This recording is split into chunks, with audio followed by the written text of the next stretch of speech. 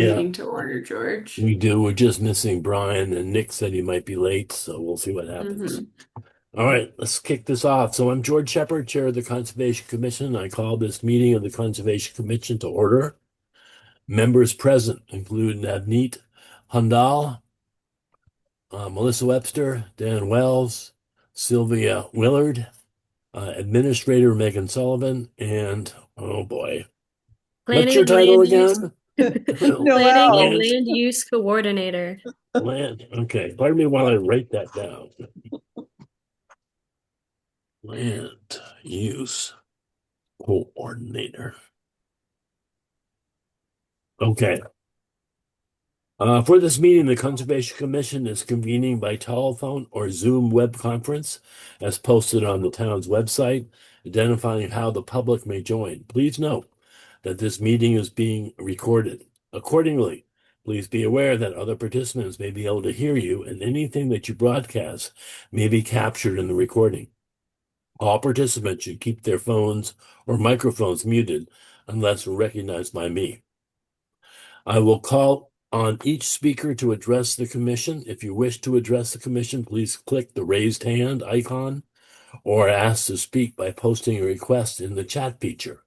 Please identify yourself at the start of the remarks. All right. Tuning to the agenda. Oh, look, there's only one item. Should be quick, right? Oh, I wish you were right. Somehow I don't think it's going to be that quick. So Never this say is it's going to be quick. okay. So this is the public input, discussion, and adoption of the revisions of the Land Stewardship Committee Charter. So hopefully everybody got a chance to take a look at the rewrites and the comments and so on. I have in front of me the red line that was on the 17th of March. So that's 2 days ago. Is that the most recent, Megan, or? Yeah, the only comments we got since then, I know Sylvia sent a few over, but everything else should be in there. Okay. Um, so I was thinking, maybe it's helpful to share all the revisions and maybe we can start at the top of the document and work our way down and consider the comments that were given, unless any commissioners have an alternative strategy to going through this. I think, yeah, go I ahead, have Brian. something to say. I just want to know how, as you know, and I was on LSC, 7 members resigned. Um, I want to know, George, who gave Navneet the authority to create these documents because we never did them in the meeting. So I'm a little confused as to how this even happened and happened without the input of LSC. 2 revisions came out, and neither one of them, as far as I know, there was no CONSCOM subcommittee to discuss the LSC. It's activity that Navneet took on her own. So Navneet, I'd really like to know, and I just want it in the record, how this all even occurred. Well, first of all, there is no LSC right now, right? Brian, I can So speak to that actually. go ahead, Melissa. So we had a joint meeting to which LSC was invited on January 27th with the select board. The select board invited both LSC and CONSCOM. This was the second time that the select board had asked CONSCOM and LSC to come before them, given so many complaints about land use decisions by LSC, and hoping to improve the process. And so when LSC, I know that maybe you didn't attend that meeting on January 27th because I know that I did, LSC, but we couldn't get a quorum. We were yeah, unable it to was get a quorum for I that. watched the Zoom meeting from LSC, and I would say that a disability. I think he's um oops, I think somebody's on. Anyway, there seemed to be a resistance to attending, and a long discussion about whether LSC would respond to such a meeting request without having a written list of issues from the select board and went on and on about that. I did watch the video. Anyway, long story short, at that meeting on the 27th, the select board very explicitly turned to CONSCOM, which was the only attending board for that joint meeting, Mhm. besides select board, and said, what are you guys going to do to fix this? And that really was kind of the order to CONSCOM to get, to redress process issues. And that's what this is about. And I'm so grateful that Navneet started the ball rolling with a draft, which has been circulated for more than a month now for everybody's input. Been very open and transparent process. But my question again is, who authorized her to create this process? Because normally, as a public body, we would make a subcommittee or a group or appoint somebody. And even when I was on the Cranbrook Working Group, I couldn't go meet with Hampton Mary until I was approved. I can clear up the mystery for you, Brian. So, as a consequence of that meeting, obviously actions needed to be taken. Navneet volunteered to create a draft, but she did not need the authorization of CONSCOM to write a document to put in front of CONSCOM. What CONSCOM did was review the document that she crafted and the process letter that she crafted, and we took that up in an extensive public meeting where all voices were welcome. I'm still not getting the answer to my question. Who So can I authorized chime Navneet in to do here? this? Please. Can I just chime in? So just for maybe a more broad answer, under the Conservation Commission Act that the town has adopted, the Conservation Commission has authority to manage conservation land. So they formally delegated some of that authority to LSC. They have the right to then revoke that authority at any time. But separately, Navneet, as a member of the commission, any commissioner can propose really anything. It's just a proposal, right? So Navneet made a proposal. It was on the agenda for discussion. The commission took a vote. There was a lot of discussion at that meeting. Edits were made to the proposal. And then after that, the commission voted to adopt that document as a draft revision to the charter. And then since then, I believe it's been a month and a half, we've opened up, or the commission opened up this charter to feedback from various stakeholders, including LSC. So it was all done by the way it should be done. There was a formal vote taken by the commission, so hopefully that answers your question. It does. Thank you very much. Yep. Better said than I did, Megan. Thank you. No, you did great, Melissa. You gave a good history as well. All right, getting back to the question in hand, shall we start at the top of the charter, draft number 2, and work our way through? And Megan, do you want to put this up with the comments? Yes. Can you all I see my just- screen? Can I just say something sort of broadly about this draft that I hope as a commission we look at this with this lens to make it broad enough that it encompasses the spirit of what we want the LSC to be, but not so detailed that it gets us caught up in the weeds. But then thirdly, also just that we don't start setting ourselves up for the same mistakes to happen, which is different factions and different voices with different sort of sets of priorities, that those details, those voices get kind of a tug of war kind of feeling in the charter itself.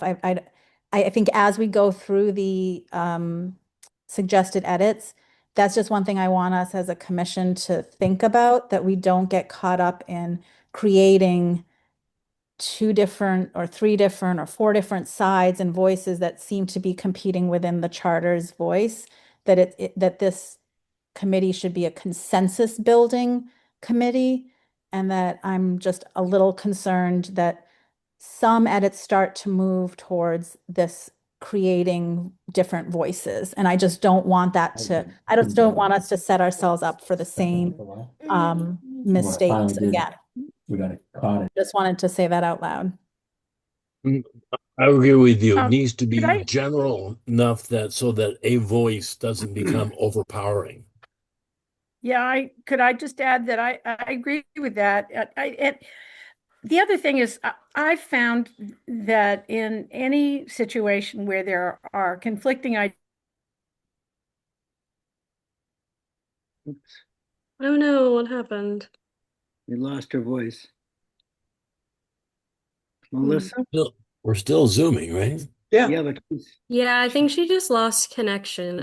Maybe she's gonna have to rejoin.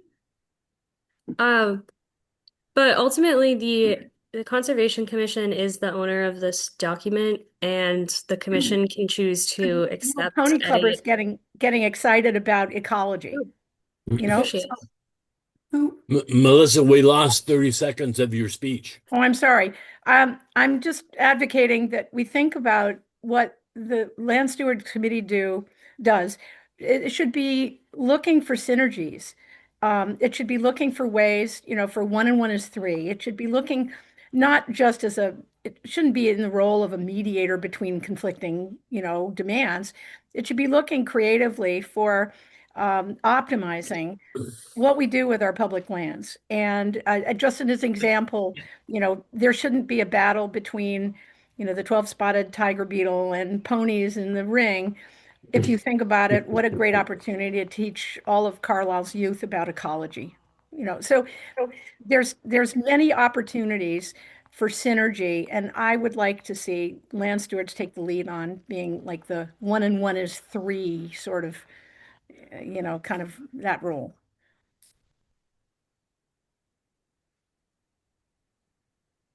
All right. Nobody's Did I hear Brian trying to talk? Nope.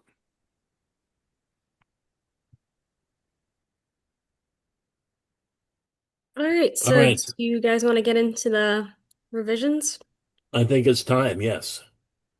Okay. okay. Let's see. Okay, so the first one is just a note to consider the Land Stewardship Committee as a subcommittee of the Carlisle Conservation Commission. Melissa, I know you had talked about the word subcommittee. Yeah, I did a quick, granted it's AI and we always have to be skeptical, but I used Claude.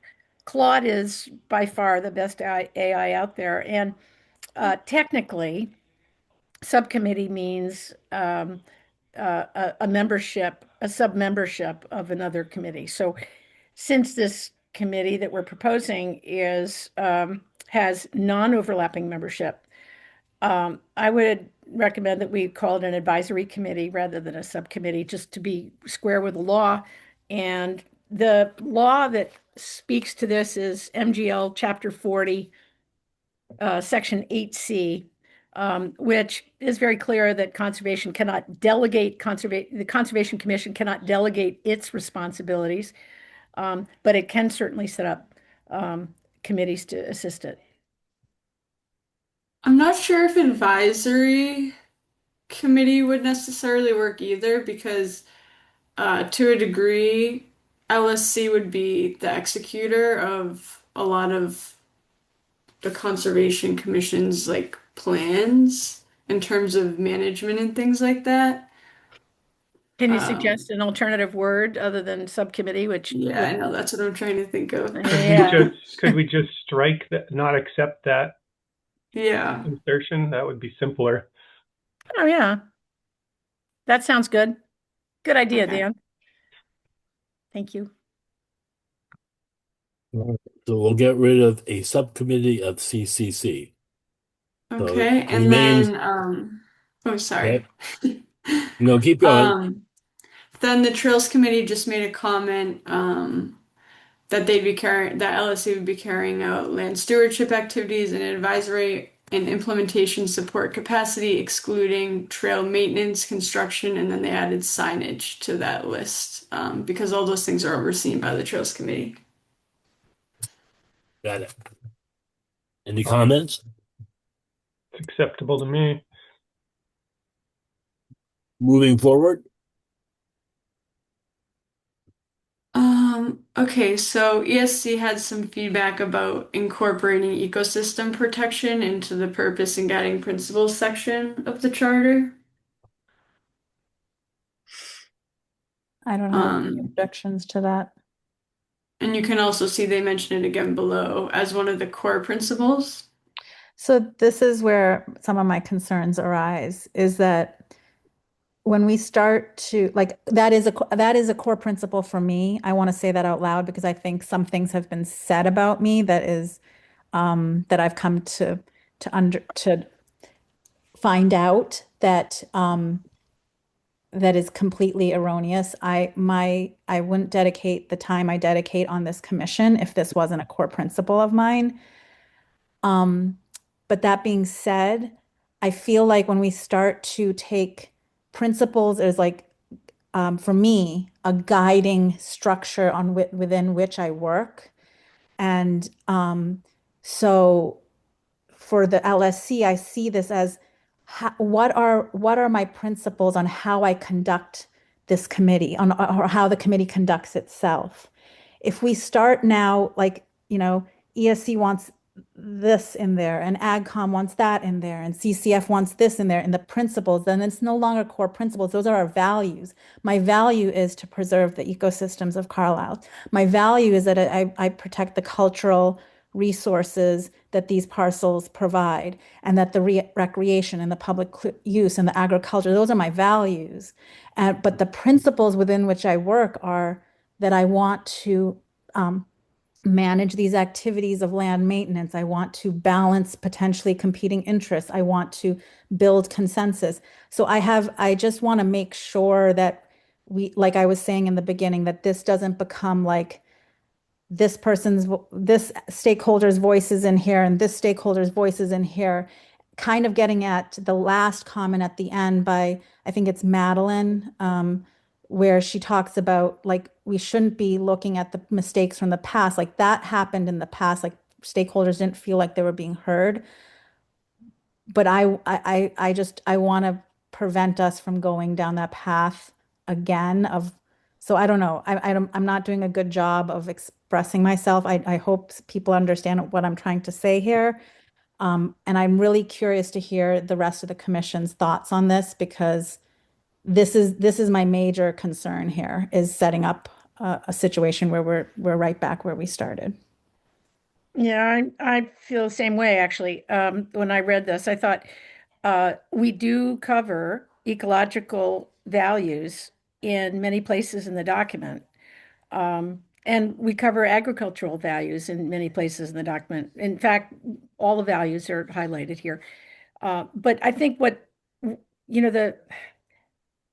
new members of LSC will need to sign on for is their role as, in fostering collaboration, fostering discussion, fostering sort of, useful discussion and input and knowledge that can inform and improve the way we manage our lands. And I think that process role is their key principles. That's the key for the job, if you will. Not necessarily to come to the role with a preordained policy in mind. Well, Megan, do you have a comment on that? Yeah, I was just gonna mention specifically for that comment about developing a management plan that enhances ecological protection. I think it's worth mentioning that Sarah Wasserman, our sustainability and land use coordinator, it's part of her new job description to help develop management plans for different conservation properties, and through that process, obviously LSC will be giving input on that as stewards of the land. But my understanding is that ultimately the Conservation Commission votes to adopt a policy, after it's been vetted by all these different groups, stakeholders. Stakeholders, right? So it seems to me that a guiding principle wouldn't be to develop the management plans, because it seems like that's going to be that process will start with Sarah, and then it'll end with Conscom ultimately deciding on the plan, and then LSC will be the one that executes that plan. So I just wanted to note that the development portion, I'm not sure would be the most accurate statement. Like I said, they would still give very valuable feedback, but I don't know if development is kind of the right phrase. As always, Megan, you say it much more eloquently than I can. Like it just felt like that didn't fit with the role, and it felt like we were pulling in issues from the past. I agree. Christina, go ahead, Dan. Removing number 1 seems to make sense. I would also suggest number 4. I think it's pushing it in terms of. I think it's better stated as it was originally with just the 2. Do other commissioners agree before I? Well, does the master plan actually have inputs to conservation land management? I don't think they actually do management. I think they do, they will access, purchase conservation properties for the betterment of the town. So I tend to agree with Dan. I don't think we really need to pull in the master plan, which is always in flux. I was going to say, it changes. It may Right. change too. Yeah, I agree with Dan. I think we should remove 1 and 4. I just want to revisit the previous paragraph too. Where it says while advancing ecosystem protection, or what's everyone's thoughts on keeping that phrase? I mean, I think the document, there should be something about ecosystems or biodiversity. There's not, biodiversity isn't mentioned once in the whole document. So I feel like in an important paragraph like that, when you're mentioning scenic, historic, agricultural, recreational, there should be something critical like ecological or ecosystem or biodiversity should be mentioned among those terms. I like that idea. Support Instead of that. having the while advancing clause, adding after wildlife habitat, water resources, forest resources, biodiversity. I support that. Yeah. Promotion of biodiversity or something like that. Promotion of biodiversity and protection of ecosystems. Yep. Okay. Yeah, I like that. So you want promotion of biodiversity after forest resources? Is that what you said? I don't have Or a, just I don't have a, biodiversity between forest resources and scenic vistas. I mean, you could say while advancing ecosystem protection and promoting biodiversity. sure. Yeah. Yeah. Or, you're changing. Oh, Dan, is that what you were? Yeah, that's what I was envisioning in that sentence. Oh, okay.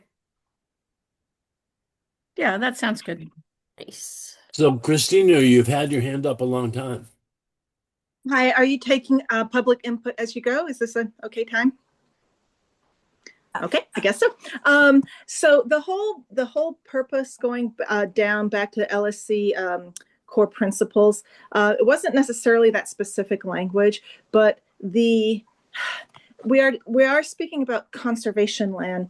We are not speaking about other municipal land or recreation land. It is conservation land, and so ESC's concern was that the idea of ecosystem protection on conservation land is not incorporated at all, it seems like, in the core principles. And so it's not so much about the specific language of develop a management plan, but just somehow a way to incorporate the concept of ecosystem protection or biodiversity protection as part of a core principle, which I think is different than I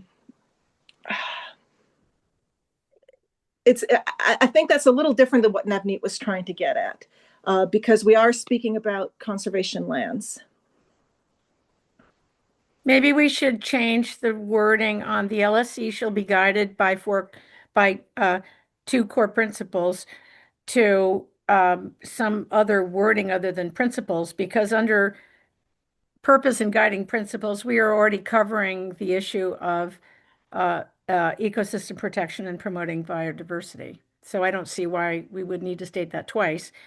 But what the two bullet points currently under core principles relate to are the way that LSC will undertake its work, no? Mm. That would help, I think, because the principle, not having ecosystem protection as a principle for conservation land just seems so wrong to me. So I suppose if the two, as you mentioned, if the two bullets are more tasks or process focused, yeah, then that makes a little more sense. It's yes. I'm not being eloquent. I really apologize. No, you're being very clear. Don't worry. I feel you, Christina. I'm feeling that way tonight too. I'm Yeah, not me expressing too. myself All right. well. Yeah, me too. What do you Margie, think, Navneet? Margie has a comment, but she's muted. There we go. Oh, there we No, go. I'd like to go back to and hear more about why people on reflecting the master plan priorities. George, one of the 5 priorities in the survey for the master plan was supporting agriculture. And I guess it just seems like all of us on committees are trying to reflect not our own thoughts, but what we think the town wants. And I guess that's why AgCom wanted to put that in there. So maybe somebody has a better way to word it, but we just thought that. And then the fact that it went through the town vote to be a right to farm community, it just, it's just something that we all felt should be represented somewhere here. And we just want to collaborate more and get more involved and be responsible for, what we think the town wants. That's true, but I think the agricultural input to the LSC is pretty well represented throughout this document. Okay. Well, I don't know. I don't know where it's going to get cut later, George. So I just figured I'd jump in here now. Well, it can't hurt. Well, maybe we can just leave that as a question mark and see how it goes through the night. Well, Thank you. George, Yes. John Lee here. Uh, I think it's important to remember that some of the conservation land was bought for the purpose of preserving agriculture. Yes, no, you're exactly right. Specifically for that purpose. Exactly. But I don't think we're ignoring that in this document as it stands right now. But if it's not crafted properly in your sense or Margie's sense or whatever, then we need to get recommendations from you on how we should do that. But it's important not to craft the language in such a way that it can be interpreted that certain uses, perhaps agriculture, perhaps horseback riding, perhaps whatever, might be considered by some to be unecological deleterious to certain communities. But then nonetheless, they're within the reasonable expectation for that was why that land was purchased. It was for this purpose. And it's important to keep that in mind while considering whether those purposes can be improved. So John, that you're getting at my exact point to the initial statement I made is that, and I think Melissa said it as well. So this document, I don't want it to be about, okay, this parcel of land that was bought for this, so we should make sure that this is highlighted in this way, and this value is highlighted here, and this is sort of what kind of people, like when I'm thinking about somebody wanting to volunteer their time for the LSC, what kind of person do I want to attract to that committee? Someone who has care for agriculture, for cultural resources, for ecosystems, for biodiversity, who also is somebody who wants to consensus build, to recognize that all of those values are equal in their own ways, and for different parcels, different things are going to be more important than other. But recognizing the town's voice, the stakeholders' voice, the need to protect our valuable conservation land, right? Like I'm looking at it from that perspective, which is why I did not want this to delve into make sure that this voice is heard and make sure that voice is heard. But what are our values? How do we want this committee to operate? How we want to remember that this committee is supporting the Conservation Commission's ultimate authority, right? Those were my like reasons to put it this way. And so I understand the stress and the worry that we're going to end up in a place where decisions are going to be made without consulting with one stakeholder or the other. I'm hoping that this document is more about the process in which the LSC should operate and how they operate to help promote those values that we all have. I mean, all of us on this meeting today all have really great love and care for these parcels, and like all of our points of view are valid in their own ways. And how do we come together to make decisions? That's what I want this to be about. So yeah, I'm repeating. So I have a suggestion. Yes. John, tell me what you think about this.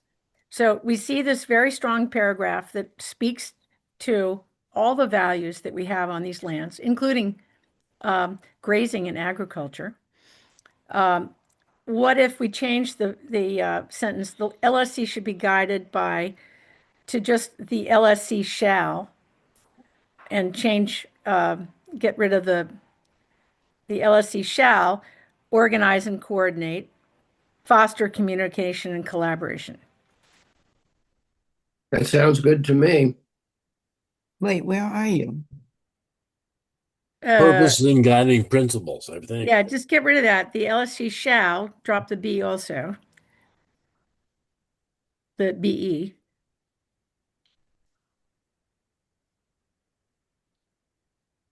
Not be guided, should guide. The LSC shall.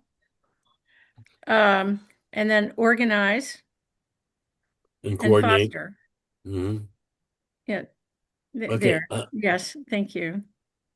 I think it's an important point, and it's I think does that everywhere capture, in this document, what you were hoping? Yeah, that does. I'm not. Yeah, I think that does, because that's how I would want to see the LSC operate. So yeah, we are hoping they're going to be a body that sort of kindles, kindles and it sort of galvanizes, good uses of our land, right? While taking in consideration the stakeholders and their desires to support. Right. Yes. And the master plan, I'm sort of on the fence with that, but the thing is, the master plan is out of date already. We're going to do a new one soon. I don't know if we want to be hampered by, the periodicity or the cycle for that. It seems to be we can be, I think that we can, the stakeholder collaboration process can be cognizant of that. I think, people can argue their way through that. The more important thing is having good discussions and conversations and making intelligent decisions and having a forward-looking vision, looking for ways that we can make our town, happy and proud about their investments. Very good, Melissa. Before we move on from this section, I just also wanted to point out that the Trails Committee asked for trails to be included as one of the conservation land resources. How do commissioners feel about that? I think that that's appropriate. Yeah, I do agree. too. Yeah, me too. Good ad.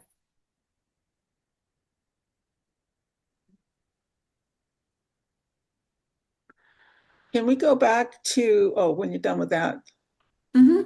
can we go back to the previous paragraph?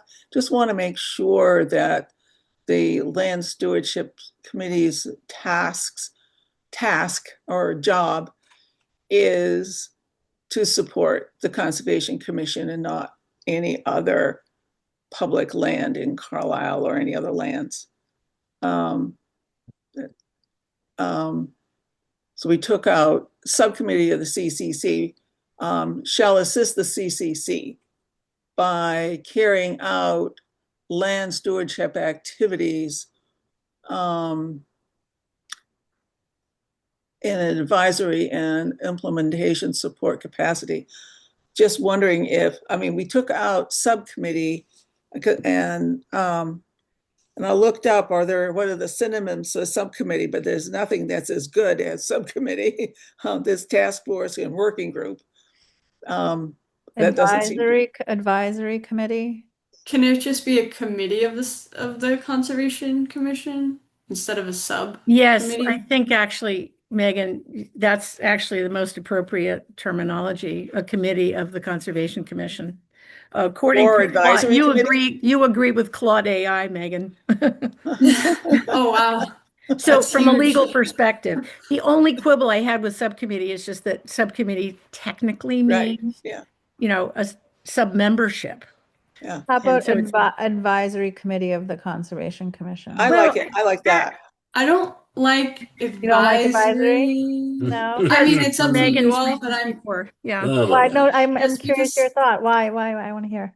Well, just because it's LSC is going to be they're going to be providing some advisory support from what the charter points out, but also implementation.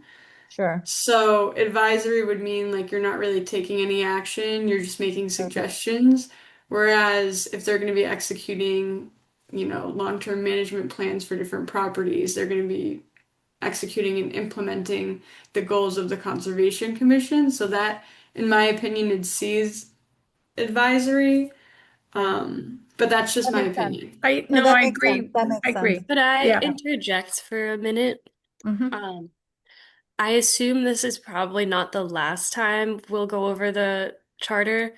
So in the meantime, I could maybe do some research in Mass General Law and see like what would be more of an appropriate title to call the group. If that would make everyone more comfortable, because I always would rather rely on MGL, like.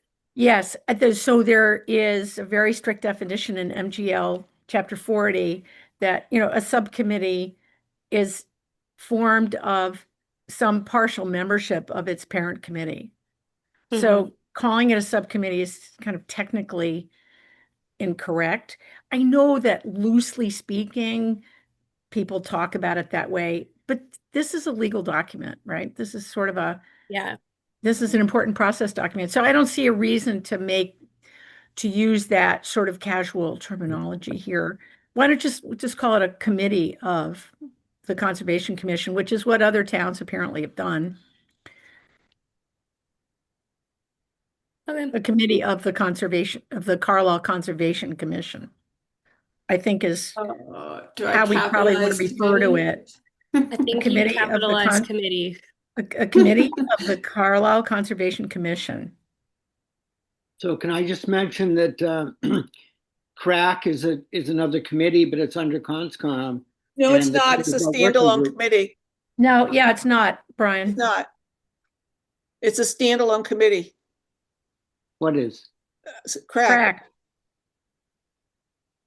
I thought it was part of CONSCOM, no? No, No, What's crack? And the Conservation Restriction Advisory Committee. yeah, right. and the old It's member like- of our working group was like a working group. So Yeah. I don't know if you want to consider LSC as a working group under CONSCOM. I'm just throwing it out.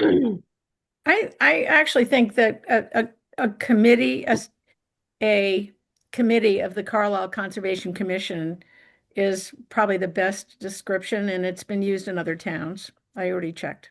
Benny. I mean, say that committee's the wrong word and we find out in a week that there's a better word, we can put it on the agenda at the next meeting and change it.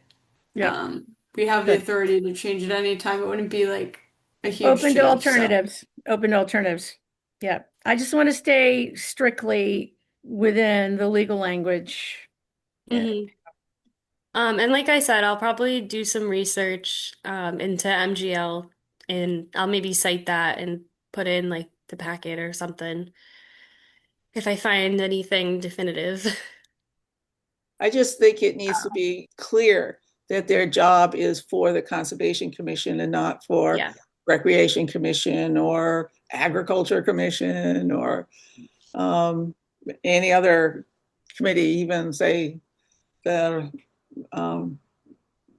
state lands. It's the Yeah. Carlisle Conservation Commission. Okay. In Megan, in your document, where you say a committee of the CCC, I think the word committee should not be capitalized. Right. Thank you.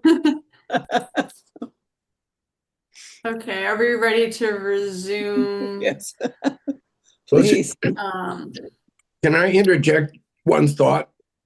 It seems to me that the crux of this argument is who is responsible for the activities undertaken by the LSC. It seems to me that as a committee of the Conservation Commission, that to me clearly states that the Conservation Commission is responsible for any decisions the LSC may wish to undertake. And, that they're not going to be just independent operators, that the Conservation Commission is going to sign off on, let's say, the budget or their proposals. That's That's right. That's outlined in the sort of details of how it works. That's right. For the different Yep. tasks, and that is exactly how we have it set up. That ultimately, Yeah. decisions made by the LSC are,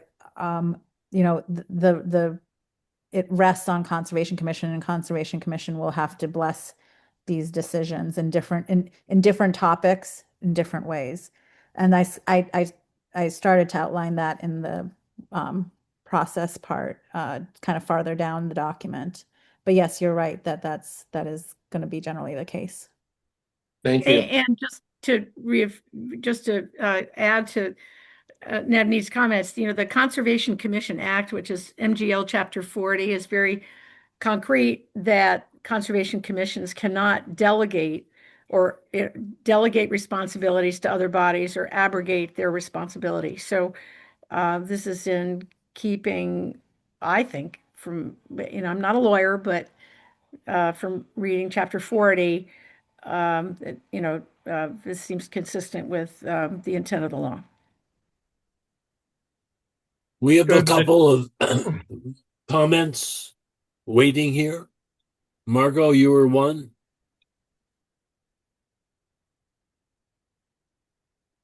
However, you're muted if you're trying to get through. I think they were giving thumbs ups. It's like applause Oh, side by okay. side. Yeah. should we insert a sentence about the history? You know, the Land Stewardship Committee was established on X date by a vote of the Conservation Commission for the purpose of, you know, something like that. If we're really getting into, you know, the fine grained, you know, details of what kind of a committee it is. I think that's a good idea. I like that too. Yeah. And what I think it was 2005. Yes. Well, actually, it was 2006 by the time they were done. 2005 was a committee that was set up to look into establishing a land stewardship committee. I like that, Dan. I think that's a great idea. Yes, I do too. I support that, yeah. Up at the top. Good suggestion. Yeah. Did you capture that, Megan? Or Yeah, just the first. Do you want it as the first sentence? Well, no. No. Like that's why I'm trying to figure out where to fit Right. it in. Yeah. The super- You can put it after Carlisle Trails Committee. Actually, what you could do is you could say to support this work, the Land Stewardship Committee, a committee of the CCC, is, comma, established in 2007, 6. 6, Yeah. assists the CCC.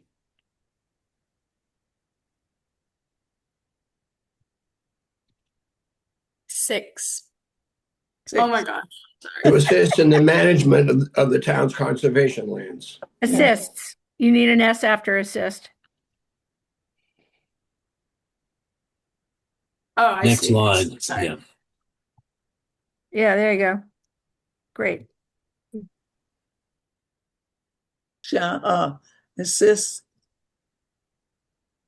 the CCC by carrying out land stewardship.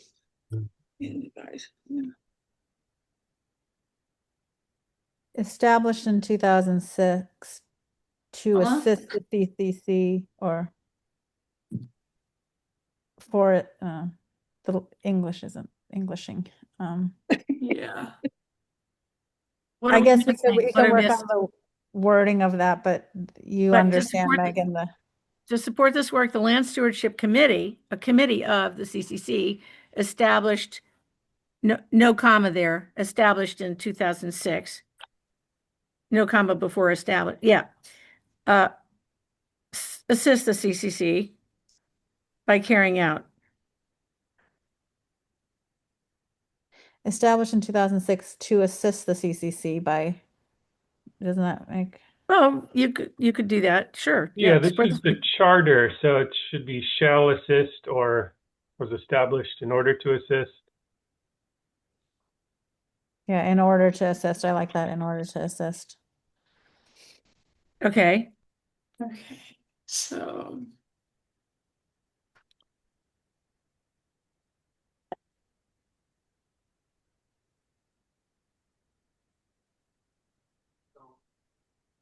No, And then you could put excluding trail, blah, blah, blah, blah, blah, in a parentheses if you wanted to, or, but we're missing like the verb here. Well, you know, excluding trails, that doesn't To really have to support be in this the work- very first paragraph of this whole document. Yeah, we're missing like the verb here. To support this work, CCC established the Land Stewardship Committee. To support the Land Stewardship Committee, a committee of the CCC, was established in 2006 in order to. why We not need- just shall we need a assist verb. the CCC? Huh? Why not just established in 2006 shall assist the CCC? Is that what we had before? I think I it was, guess. I think it's trying to, I think what Dan, I don't want to put words in your mouth, Dan, but it was trying to give some history here that it was established in 2006 Oh, I for the see. purpose of assisting CCC. Right. Okay. No, we need to say was established. It's not current, right? Yeah, was established. That's okay. Maybe it should just be like a separate sentence. It should be 2 sentences. Yeah, I think feel like it's we're too trying to much. fit it into an existing sentence, and Yeah. maybe it should just be like Right, a maybe a separate period statement. after the word support capacity. And can I suggest that like sometimes this kind of like on the fly editing of these sentences, now that Megan and Noelle know what we are trying to say, that maybe we leave it to them to put together 2 sentences that get at the historical establishment of LSC for the purpose of assisting the CCC in these activities, and let them kind of make 2 pretty sentences, and we can then look at this again and vote on it. Yeah, Just I in the agree. interest of time too. And I kind of think the excluding trail, blah, blah, construction and signage, maybe should be parenthetical. Sure. I had pulled things from the previous charter to try to make sure that I established the baseline of LSC properly. So that was pulled literally from the previous charters.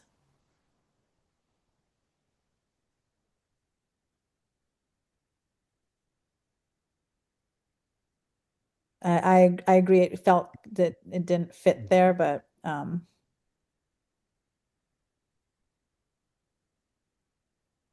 Do we want to make any changes to that before we go back to where we were?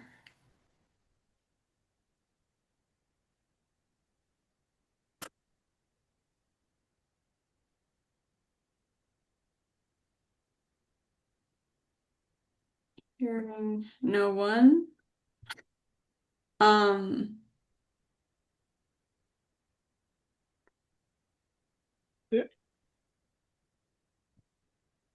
There's a comment in the chat.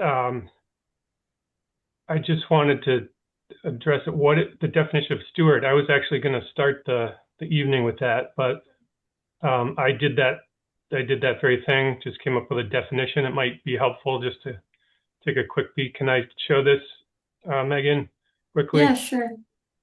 So the comment is, since we're asking AI about definitions, why don't you ask it what the definition of a steward is? So this is just, I had quick search, and this one kind of jumped out at me as being kind of nice. The careful and responsible management of something entrusted to one's care. So that kind of is kind of starting with that. It's kind of a theme. What is a steward? What is stewardship? And so as this document's getting micromanaged and complicated, I think we should big picture think about what are we here for? What is the role of the Land Stewardship Committee is careful and responsible management of, what was entrusted. Technically it's not entrusted to them, but it's under the CONSCOM's care, but the LSC should be helping develop,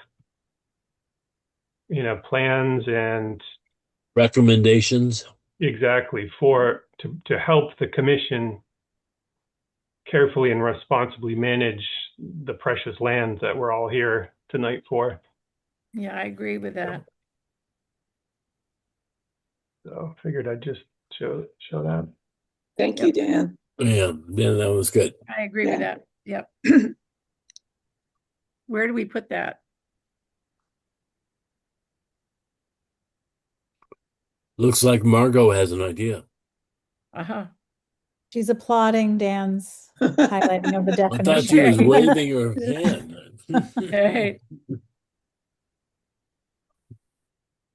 Should we move on to the next paragraph here? So are we going to incorporate that I think that thought somewhere? I think that the word itself then incorporates it, right? The fact that we're calling them the stewards.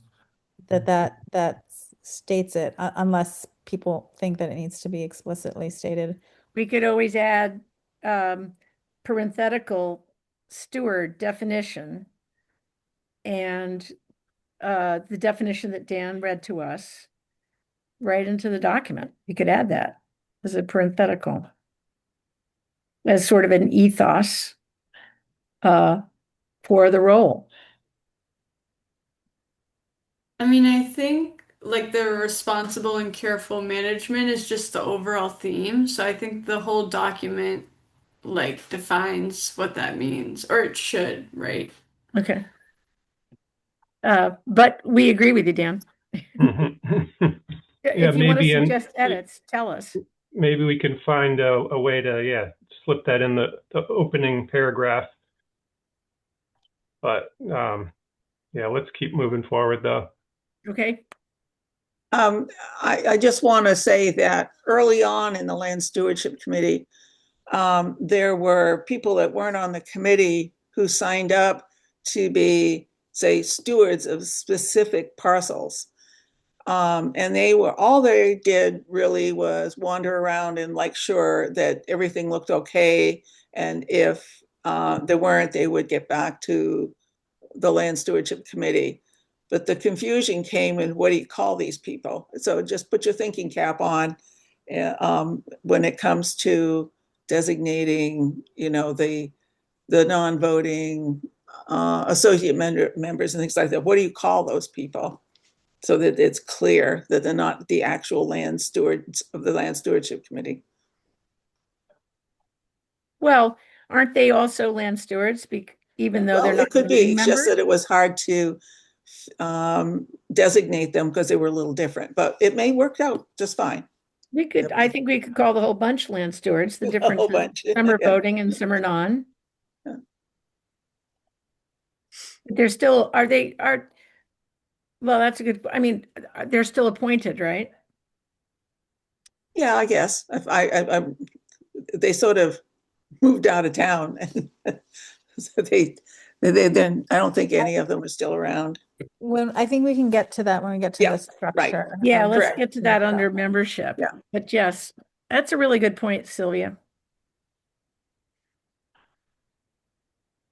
Okay. In the furtherance of these principles, the LSG shall work collaboratively with other town stakeholders, and under CCC oversight. So let's see who made these comments.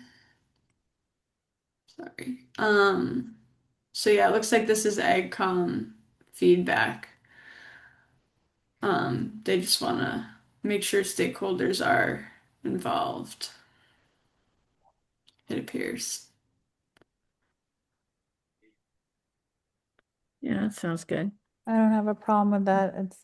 That looks good to me. Yeah.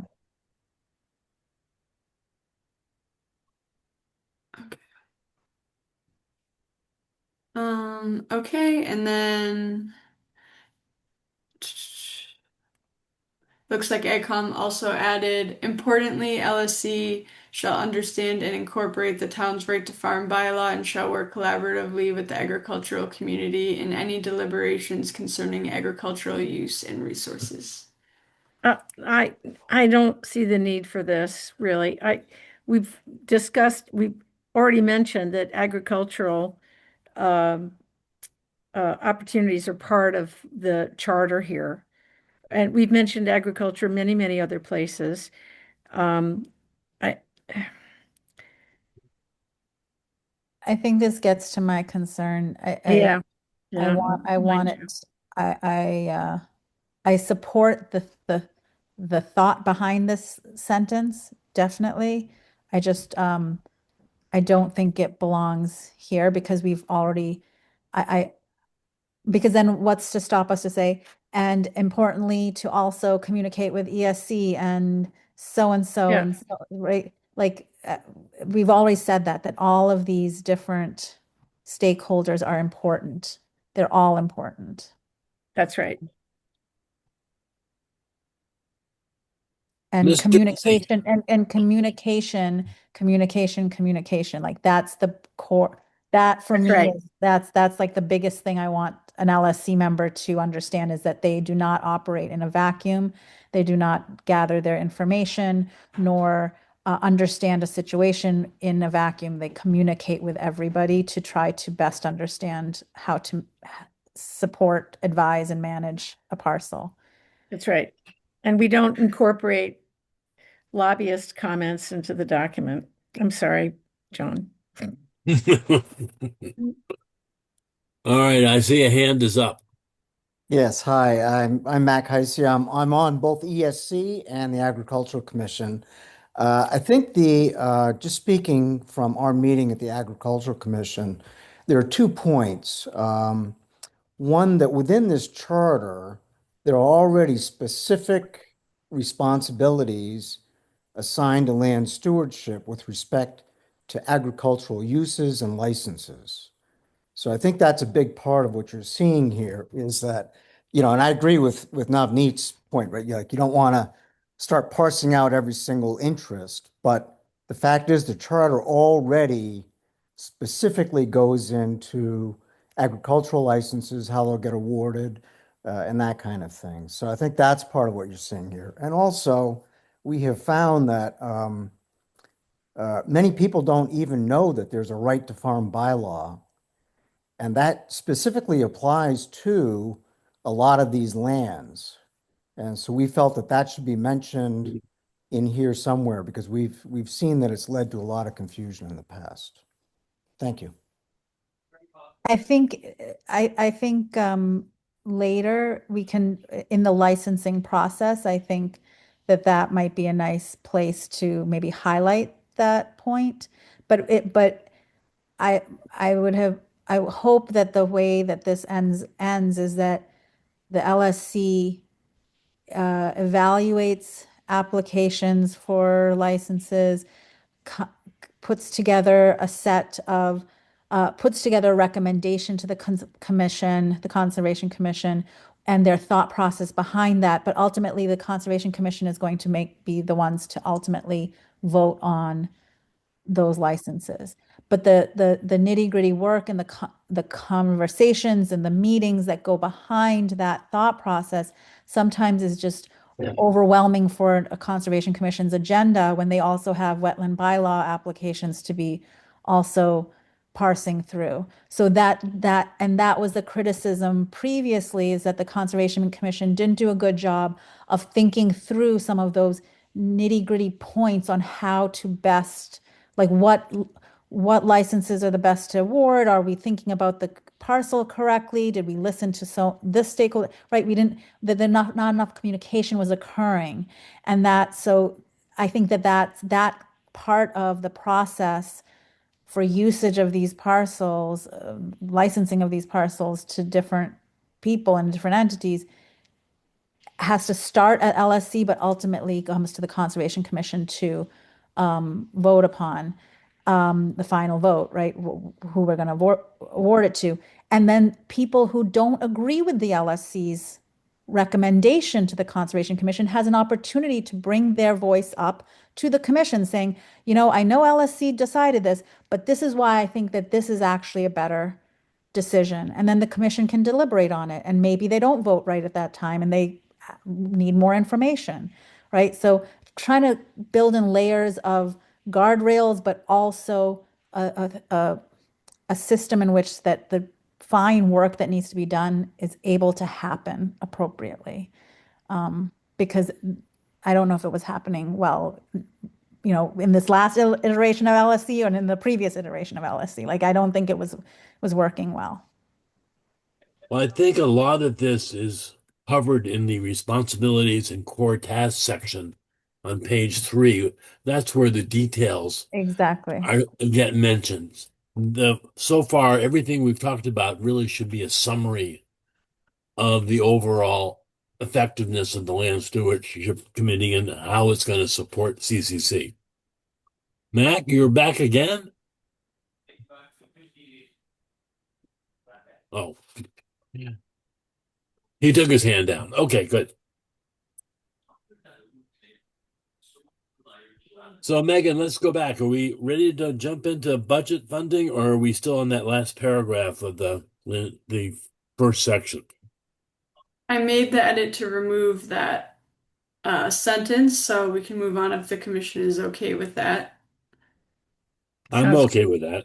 Me too. Yes. Okay, so yeah, the budget and funding section, Jonathan DeCock just had a comment about possibly merging this section with the financial controls section later to group them together. I like that idea.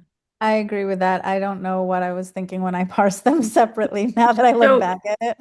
If you move that whole section down, Megan, to where we have financial controls, just move Yeah. it to just before financial controls, and then we can merge those two sections, I think. Just put it right up in front of financial controls.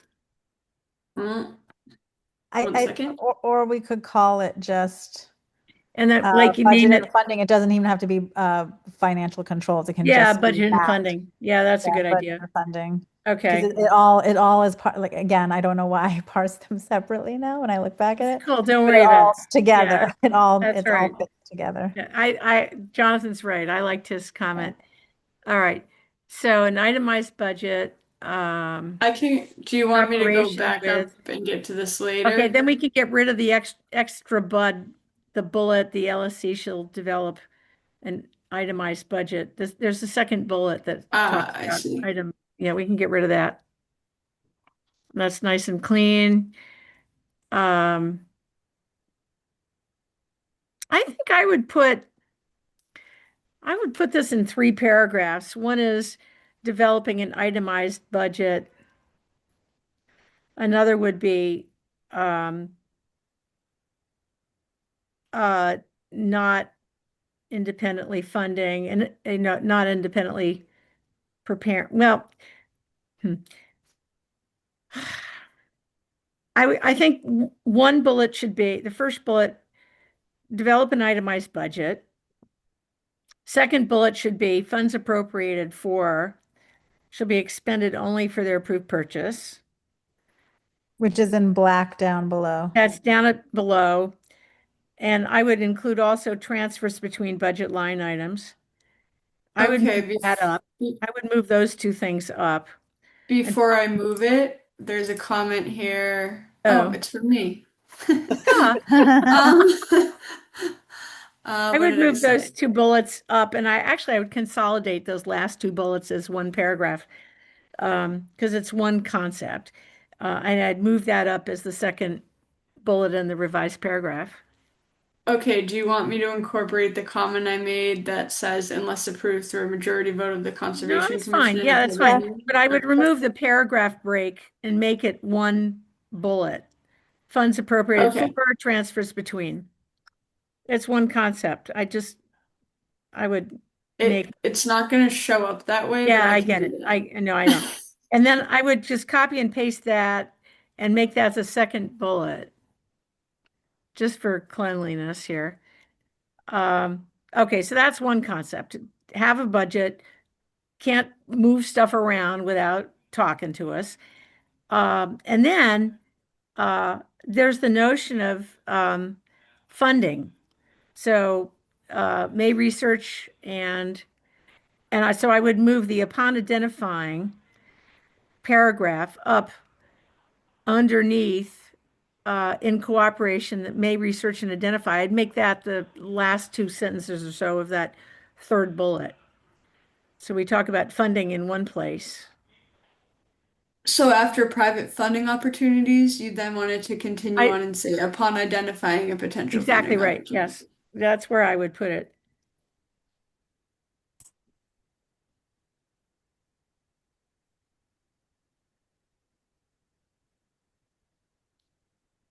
So it's clear that we're eager to get funding, and then we have no independent, representation, which I think is a good idea.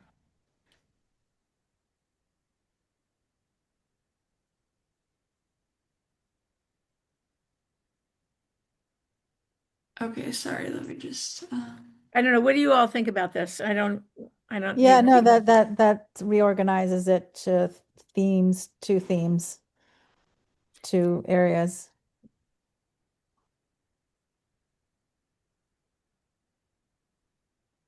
if we're done with the budget Actually, and you can funding you section- can make the LSC shall not independently prepare.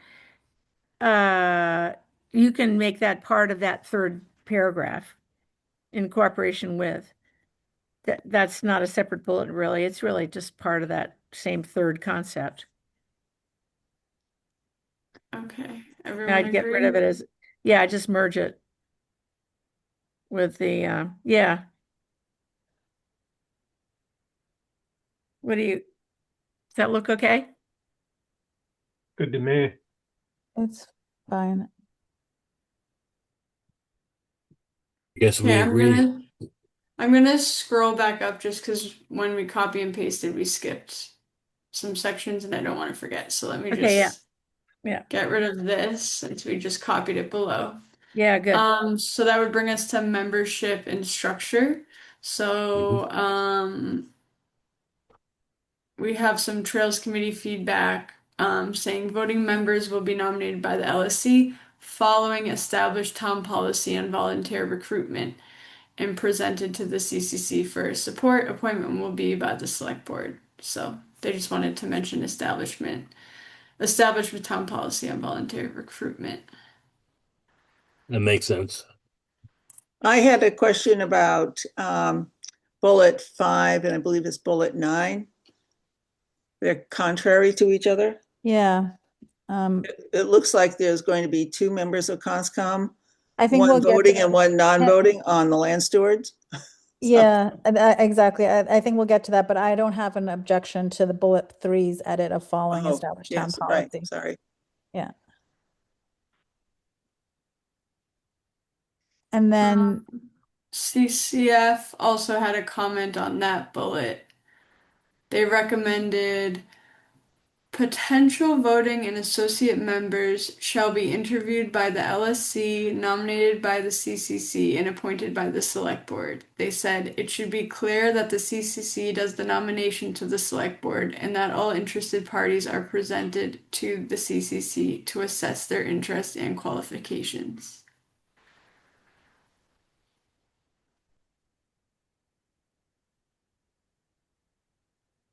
So it sounds like the Trails Committee made a comment on following the town policy, and CCF similarly made the same comment but just specified the process. So I guess it depends if you want to have specific language detailing what the process is, or if you rather just keep it broad and relative to town policy as well. I think there I'm might struggling be to understand how what's written here conflicts with the goals of both of our commenters. What was that? I'm just struggling to understand how what we have here right now in text fails fails to satisfy our 2 commenters. I can speak for CCF if you want. Oh, good. So yeah, we were concerned about who actually does the nomination, because it looked like the LSC was nominating, and normally nominations go straight to the select board. So we were just trying to clarify that it was the LSC would make a recommendation to the CCC that would then in turn nominate the person that the select board would then be in charge of doing. So that was the main thing. And then we also wanted to make sure that the CCC became aware of anyone who was interested, and so there wouldn't be a chance to pocket veto someone before they got in front of the CCC. Oh, yeah, that makes sense. So those were the 2 things we were thinking. Got it. Okay. So so language-wise, voting members will be recommended by the LSC to the CCC for nomination. Do you want to keep it consistent with what was here? Be interviewed by the LSC, nominated by the CCC, and appointed by the select board? Or yeah, I would actually say the Trails Committee has added a very nice one there, and so I would add a comma after what CCF said that includes what the Trails Committee said.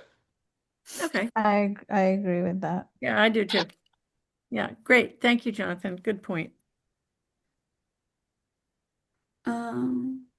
Okay, so how is that one going to look? It's coming. Okay. I'm working on it in real time. You're seeing Yeah, how that's slow right. my brain is working. Okay, so voting members.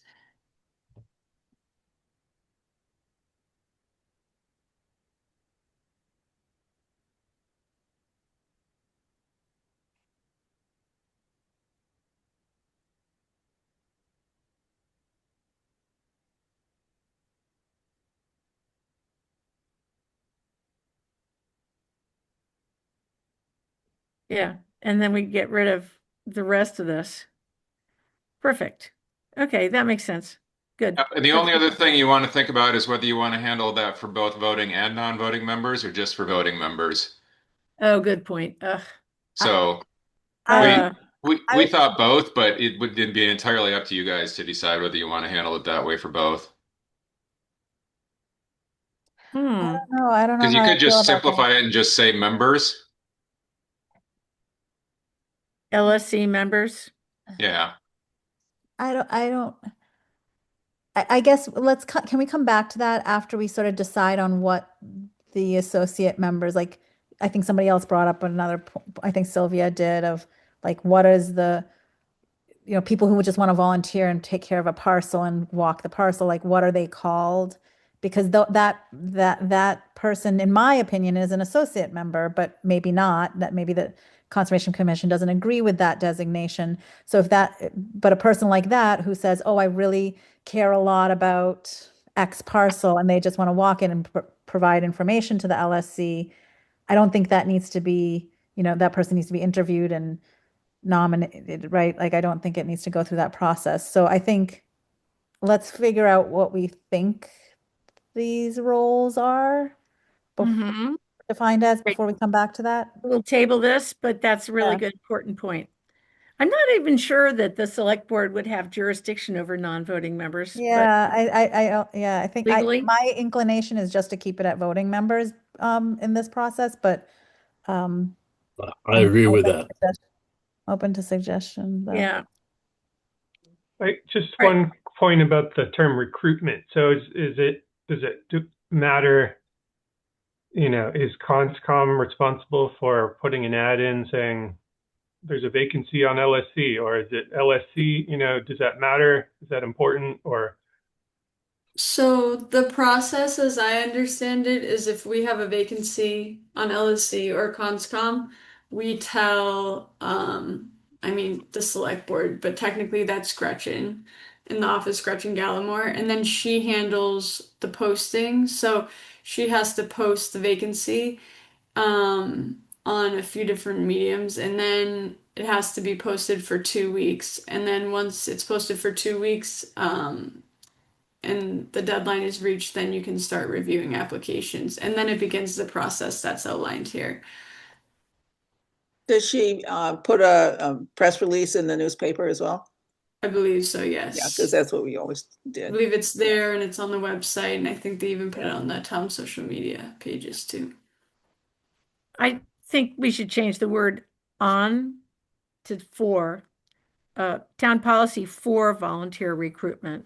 Anyway, just a grammatical change, not substantive. Probably correct.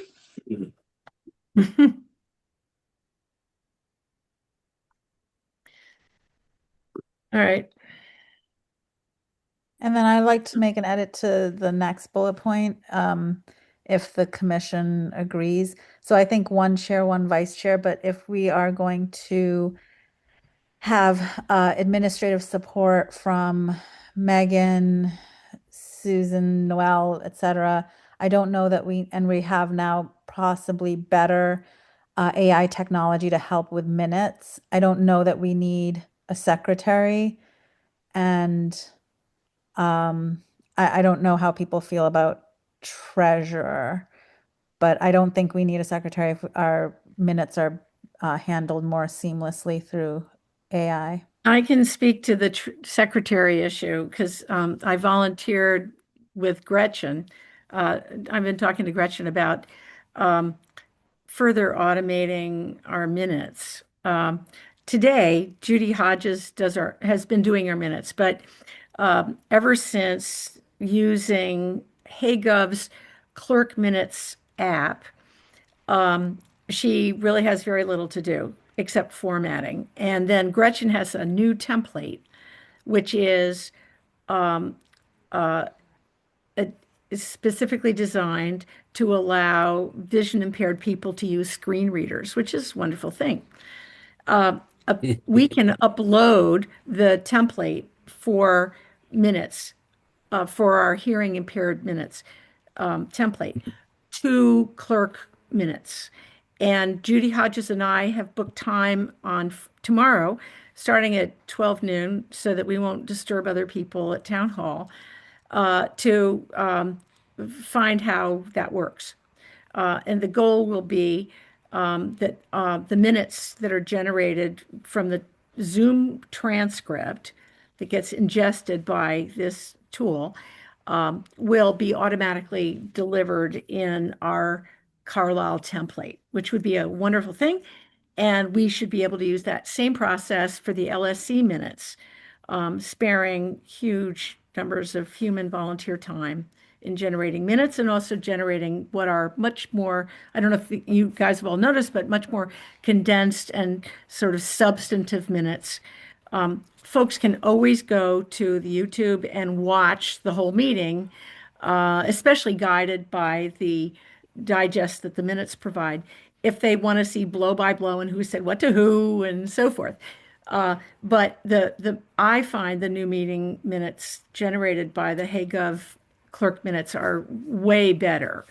And I met with Judy 2 days ago, day before yesterday, to talk through this. And then we have this meeting on tomorrow, on Friday, to sort of make it happen. We're sort of like the pilots for this, but I'm confident it's going to work. It's a feature that's part of the HayGov. And by the way, the HayGov Clerk Minutes app is using Claude AI, which after using every AI on the planet is like, I am so impressed. It's like by far the best AI. It's fantastic. So I think we've got a way to help automate that and relieve our volunteers of what has been a really onerous, terribly onerous task.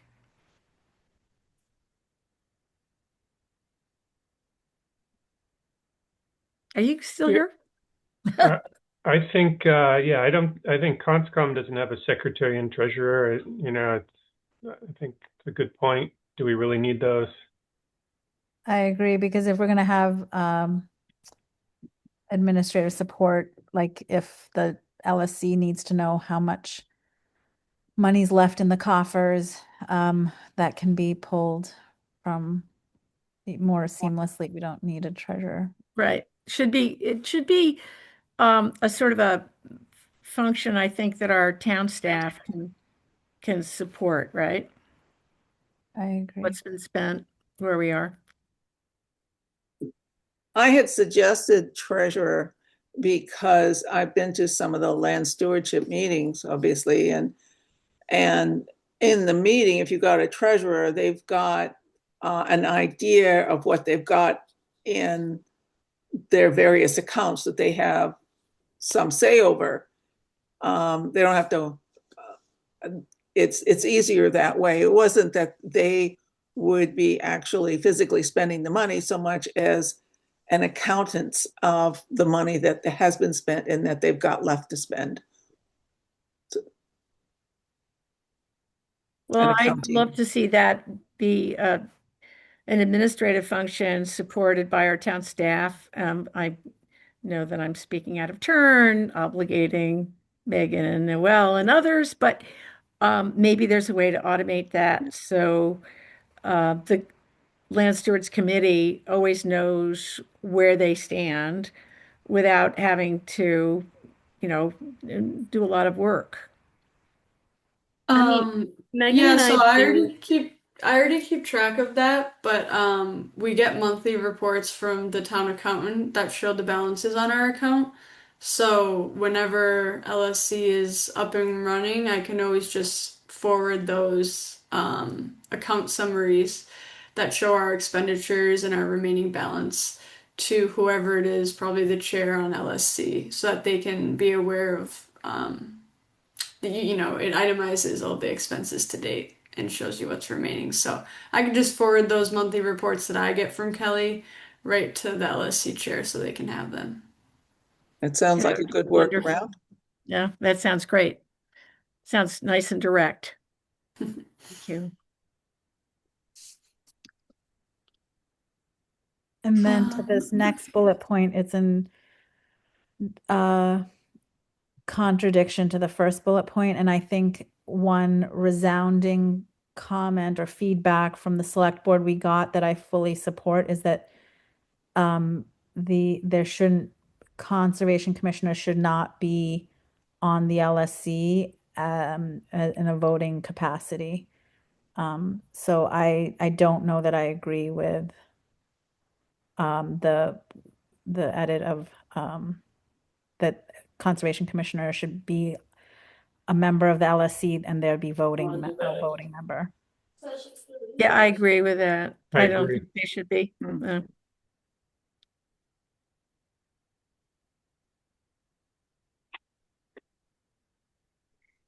So let's strike that.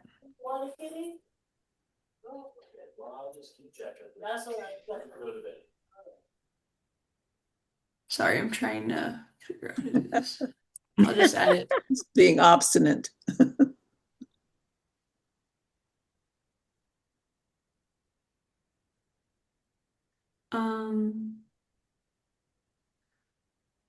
Okay. May I speak? I know George has stepped away.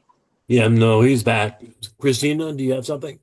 I do, yeah. So ESC was really perplexed by the decision to not have a voting conservation commission member on LSC, especially since one of the big concerns was the apparent lack of control, if you will, or apparent lack of say over conservation land, since ultimately conservation land is under CONSCOM jurisdiction. And so we were really perplexed why you wouldn't want to have a voting member on Land Stewardship Committee, especially since LSC is one of your committees.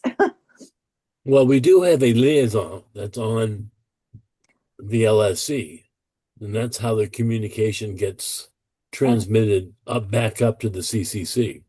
And But and it's more than I'd also like to say that if you now look when we get to the meeting administrative activities, there's not much besides land use permits that are going to be decided independently by the LSC, and even that might be a point of debate. So I want to highlight it.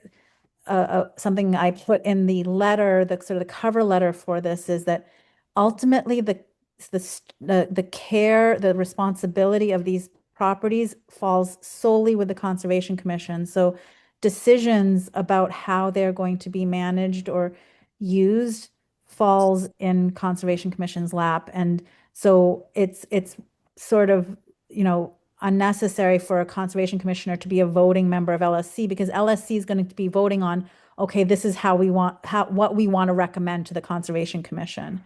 So it's going to be a recommendation or a plan or something that then the Conservation Commission votes on and approves or doesn't approve. So having a conservation commissioner on the LSC as a voting member is actually in some ways conflicting, because now we have a voting person who's already voted on it in the LSC. It just it didn't make sense. But having that communication, having a liaison who is there and responsible to be, keep their ear to the ground as to what's going on, I think that is necessary. I agree. I do as well. Yeah, me too. I think, I'm not sure that that there's a realistic, risk here that ESC's interests won't be heard. Sorry, this was not in relation to ESC's interests. This was just we didn't understand the reasoning. It seemed counterintuitive to us, but it's not. This has nothing to do with ESC interests, just to clarify. Thank you. Well, thank you. So, the next comment I have is from AgCom, and they put in that it should also be structured to have one rotating member of the Agricultural Commission. I oppose that because I think, the point is for LSC to be a deliberative body incorporating input from all stakeholders and actively soliciting that input and feedback, and becoming the catalyst for an open and really productive conversation. So I don't see the need for this, given everything else in our text. But Jonathan has. Yeah, sorry, George, can I speak? No. Yes, please. Okay. I just wanted to say that there's a few here at the end that all sound the same, right? That so and so shall assign a liaison as a non-voting member. So CCC and Select Board. I wonder if you want to just add AgCom to the list and have them have a non-voting member sit on the LSC.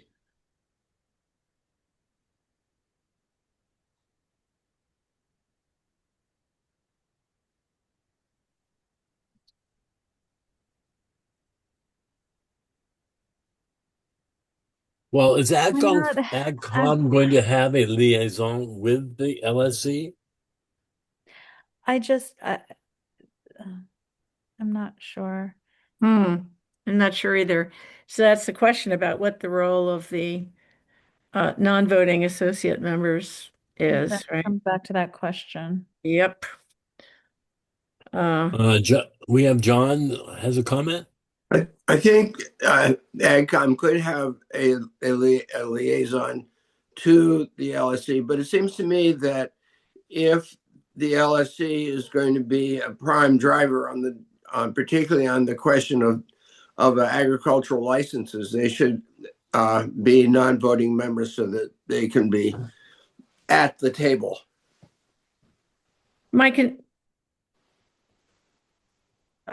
John, my concern is that the role of the associate members, I think, as we've envisioned in the draft, is that these people will be, really helping with conservation land management as volunteers. They'll have an active sort of participatory role, not just a voice at the table, if you will. So, what do you think about that? Well, I think perhaps looking forward, that might be a good idea, but one does not have to look very far backwards to see that in the case of the Agricultural Commission, they've been summarily shut out of discussions relating to the use of agricultural land. So perhaps the reason that the Agricultural Commission has asked to insert this is because, our nose is a little out of joint, but I would like to ensure that that history does not repeat itself or rhyme. Yeah, I think John, I really do hear you on this, and trying to look forward and with this oversight, hopefully that what has happened in the past will not repeat itself. History hopefully will not repeat itself with the careful oversight that Conservation Commission should have. But on another point to highlight something Brian said, I think a couple meetings ago, is that there's a lot of parcels of land that have to be managed and overseen. And if the 10 associate members, one is the select board liaison, one is the Conservation Commission liaison, one is AgCom liaison, and these people are already stretched thin doing the work for their individual committees and boards, then we're left with very few people who are actually doing the work and the care and the observation and the information gathering. And so I want to make sure that we don't weigh this committee down and not have enough people the doers, right? We don't have enough doers. But I understand your concern, and maybe maybe it, every situation, I'm going to talk as a pediatrician now, every situation, every problem arises from a two-way street or a three-way street, depending on how many people are involved. So some of this, yes, I completely agree with you.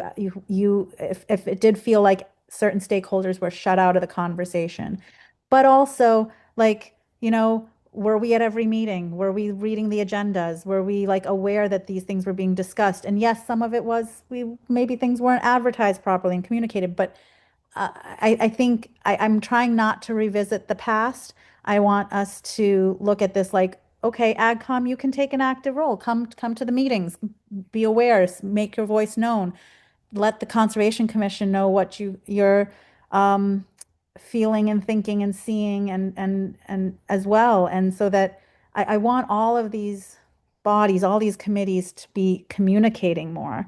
And I just don't want to whittle the LSC down so that they're not effective at actually doing the work that is needed, because it's a lot. I would just like to add to your remarks, Navneet, that in the 2022 master plan, which is the most recent plan, it speaks to agriculture in the number 2 bullet. It's right up front. But it kind of reprimands the Ag Commission for being basically quiescent and urges the Ag Committee to revitalize. I think it's incumbent on the Ag Committee to pay attention and to look at agendas for upcoming meetings and not expect to be notified by email in a particularly, personal way. Oh, by the way, you might want to attend, because I think it's incumbent on all of us to go to the Agenda and Minutes Center and see what's on the agenda and engage. And I think that's important. I think we can't be the nanny state on this. John, you have another comment? No. Okay. I feel scolded. I'm not sure it's justified, but I love you, John. I'm sorry. All right. I don't want you to feel scolded. I don't want you to feel scolded either, John. Margot, you have your hand up. I actually before that, I want to say that, in the pediatrician voice again, I want to do a better job on the commission to be like dialed in, like, okay, what is going on? What does John think? What's the AgCom think? What does the ESC think? Because I want to make sure I do a good job there as well, so that I'm doing the work that the commission needs me to do fully. So I think all of us, all stakeholders here, can do better. And I don't think that putting liaisons on each board, kind of round robin liaisons, is going to make that necessarily better. Hear, hear. We're here to serve. Okay, so what bullet are we on now? I think it's the one rotating member of the AgCom commission. We still have hands up, George. Yeah. Margot, you got a chance to speak.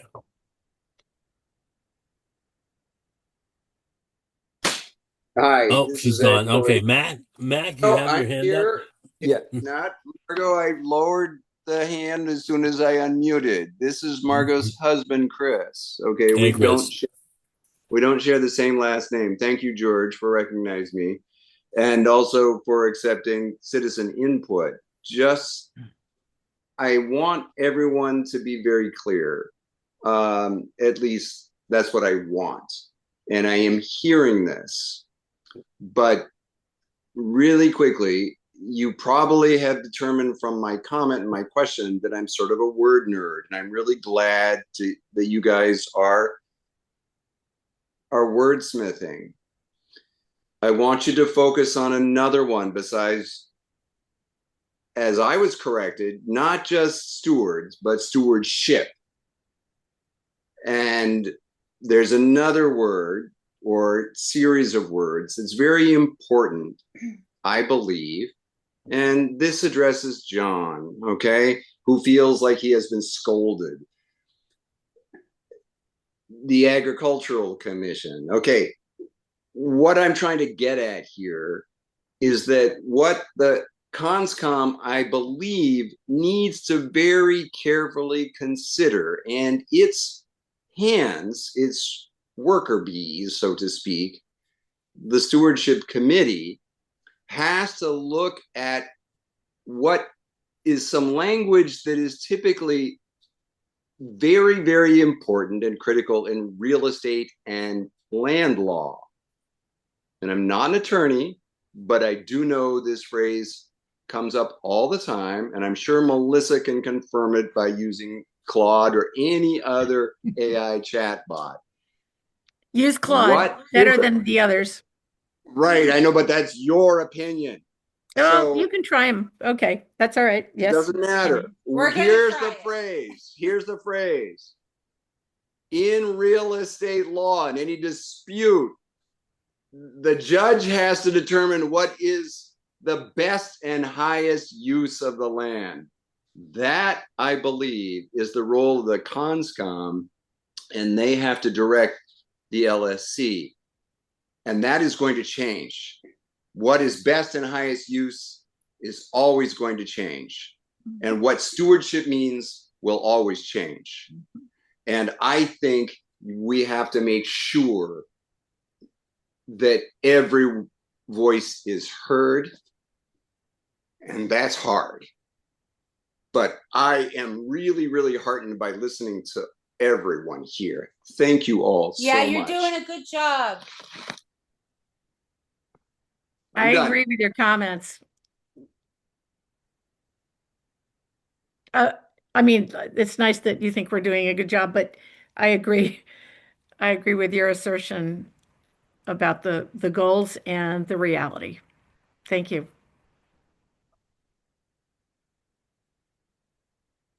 So, just to get back to the comment that we were originally talking about. I think there's one more hand up. Oh, okay. Yeah. Sorry. Just to. Yeah, I just wanted to kind of clarify one point. The past is the past. I think we all understand that, but there are sometimes competing uses of land, right? Of the same land that we're all talking about. And structurally, agriculture is part of that. And so we think there should be a structural consideration in the charter of that use of land because it is already embedded in this charter. So I think that's our point. And it also brings into consideration that Carlisle is a right to farm community. And that does encompass the public lands in Carlisle. So I think that's what we're trying to get to, is to ensure that there's adequate incorporation and recognition of those needs and what the community has said. And Melissa, I appreciate your points on the master plan, because even though it's only done every so often, it is the guiding light for the community on what Carlisle should be about. So I do think, in fact, I think every committee in town should have a reference to the master plan, because it really talks about what Carlisle is all about. So I'll leave it there, but I think, it's not he said, she said in the past. It's this: there are structural considerations for agriculture that should be recognized, incorporated, especially as you have new people come on, and you're going to have new people come on to land stewardship. They should understand that from the get-go, right? So that's our point. Let me just add, that's good for AgCom, but all the other stakeholders have an equal right to participate and make their point. Yeah, but George actually the best. And I think you've recognized the Trails Committee in this, because they have specific responsibilities. And I think we're saying the Agricultural Commission has the same types of interests that should be recognized. So I think but the Trails Committee, is Sylvia, tell me that's sort of part of the Conservation Commission. No, it's separate, right? We have had agricultural folks on the Conservation Commission, John Lee in particular. But he did not farm in Carlisle. He farmed in Boston. One of the things that I'm thinking of as I'm listening to this is a lot of people who are here in Carlisle or move into Carlisle are not necessarily well versed in agriculture. And sometimes it's really helpful to have a farmer or someone who is in agriculture around in the meetings as maybe a liaison, whatever. Because it's not just what you see as you go by a field. There's a lot behind what is agriculture.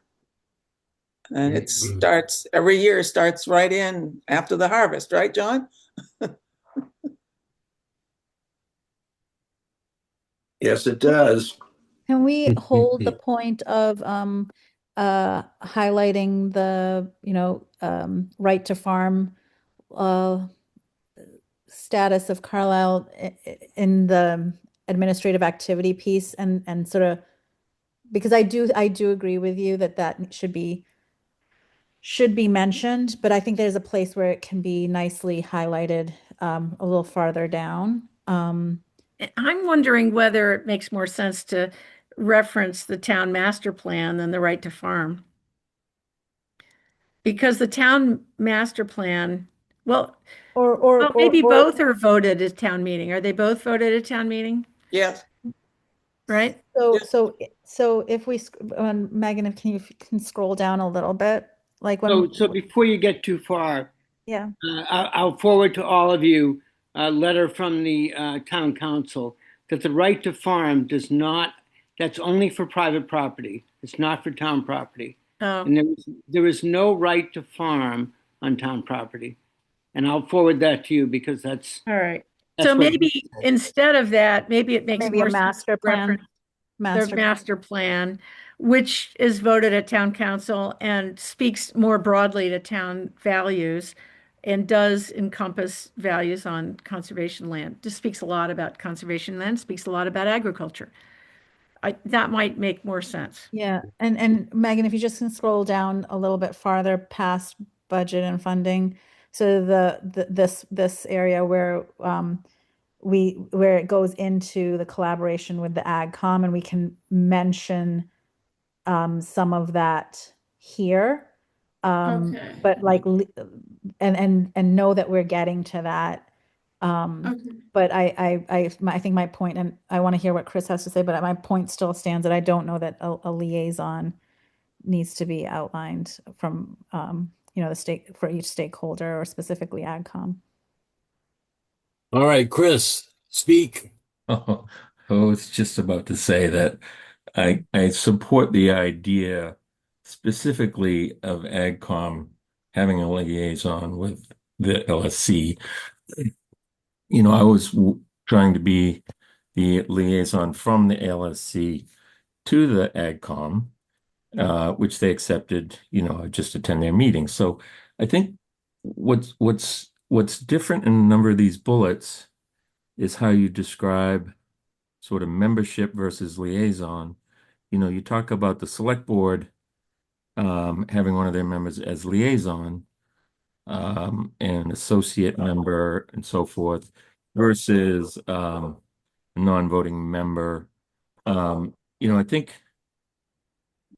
having liaison with ESC and AgCom was an important, was I guess, if you will, something we were doing right on LSC. And I think that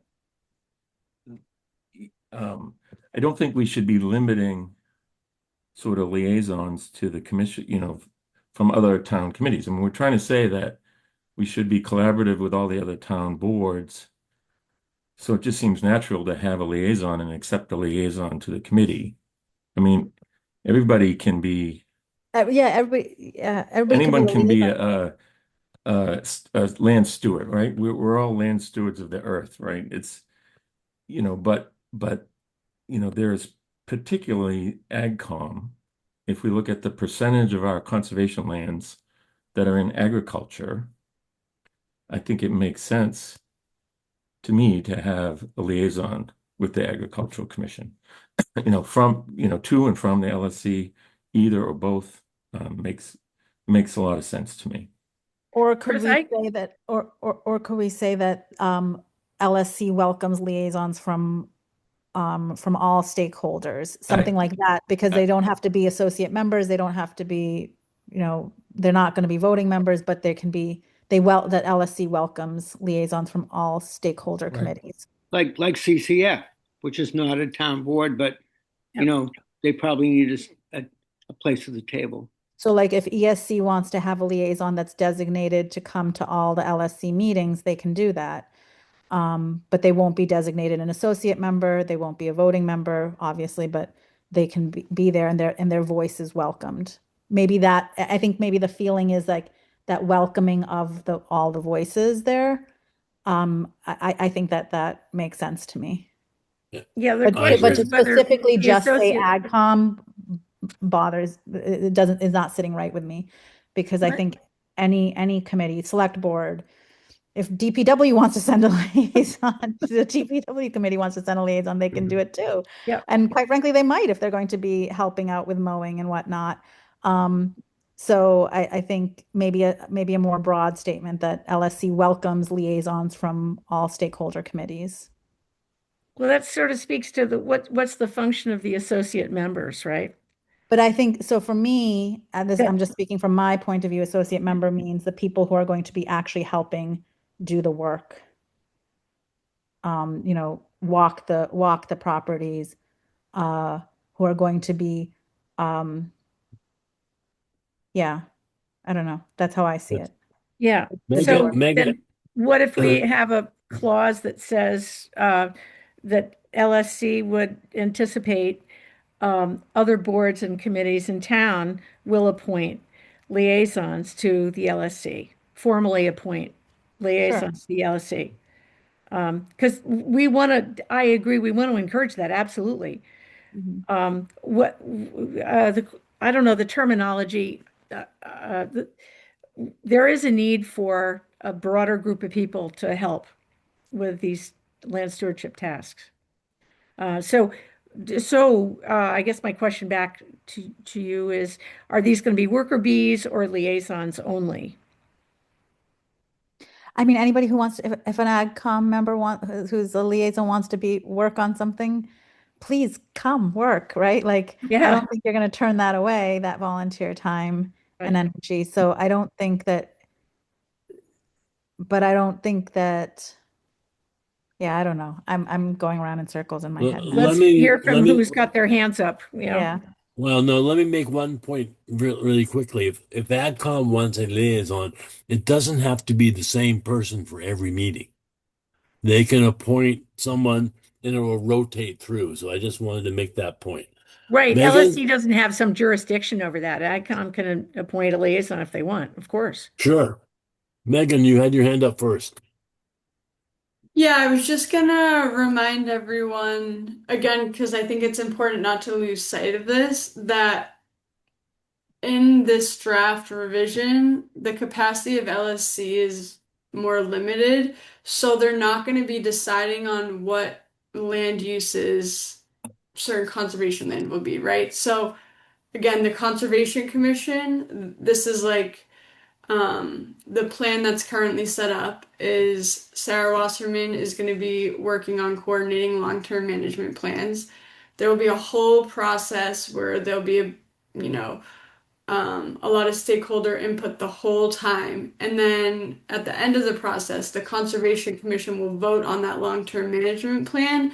And all LSC is going to do is execute what was already voted on. So they're not going to be really doing anything controversial. They're just going to be following the mission that the Conservation Commission has already voted on. So I think it is still very important to have all these stakeholders participate in the LSC meetings. But at the same time, I just want you all to be cautious that LSC isn't going to be making, according to this draft, those land use management decisions in the way that they were before. So I just wanted to emphasize that a little bit and not have that get lost. Right. They make recommendations to the CCC for the final decision. Yes. Yes. And Margie. I also added a Oh, sentence based on what you all were talking about. Feel free to have me edit it. I wrote liaisons from stakeholder committees are encouraged to serve as non-voting members of the LSC. But we can modify that if needed. no, that's straightforward. I would include it. And then deleting that bullet point. Yeah. Right. But Margie, you you would had a still point? want select board and conservation commission to always have a member, or is that would that be encouraged? That's not encouraged, right? It's required. Is it required? I don't know. Oh, I like encouraged. I guess I think we should maybe table the select board question too, because I think the select board liaison was born out of all of the issues that were arising, and maybe they Yeah. won't feel that that's needed moving forward, but I'll leave that We open. should maybe. probably ask them, and yeah.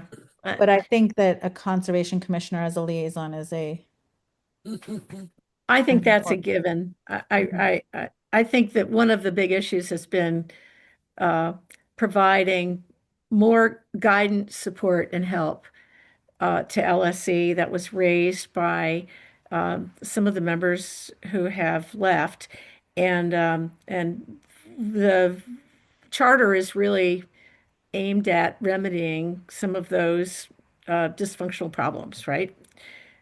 So the LSC members should be happier going forward by having great communication and support and help. I think that the non-voting member that's from the Conservation Commission should have a task to do and be responsible for communication between CONSCOM and land stewards project and conservation. An example might be if the Conservation Commission is aware that there is a subdivision project coming along that's going to have associated conservation land. The land stewards might like an opportunity ahead of time or early in the process to go out and take a look at that land, but they have to know it's going to happen. It's a great point. All Is right, that something you feel needs to be outlined in the charter, or is that more something that would be specified within the Conservation Commission? Well, if you have one there that says one member of the CCC shall serve as a non-voting liaison, which looks like it's been deleted, my suggestion was going to be that their responsibility, they would have the responsibility of being of communicating between the two boards. I mean, between the CCC and the LSC in both directions. However you want, I'm sure you can say it better than that. Ensuring good communication, good and timely, Yes, communication right. between the two boards, Yes. the two groups, Yes. the two bodies. Bodies actually would be yes. the right. So shall legal be word, probably. responsible for communicating between the two bodies, you said? Ensuring good and timely communication between the two bodies.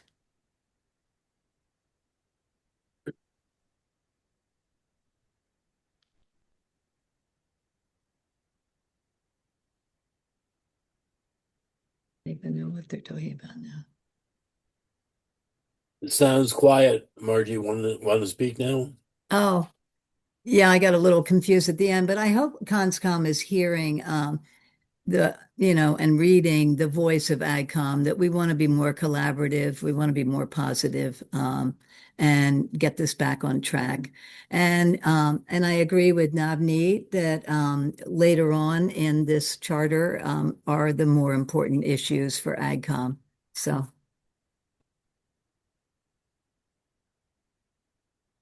All right, thank you. I got two more hands to go. Christina.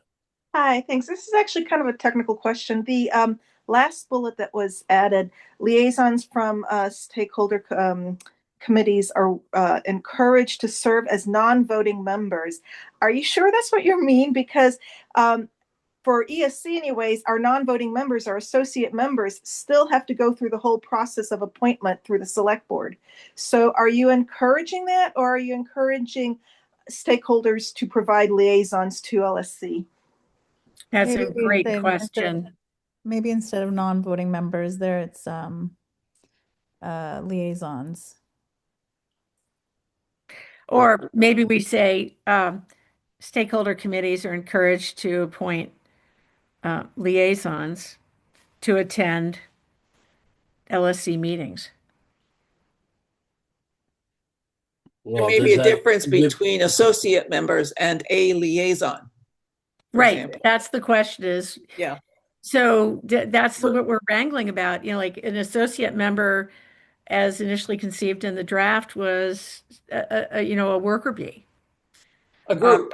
But a liaison is attending meetings and reporting back, and not necessarily serving beyond that. So that's the question, really.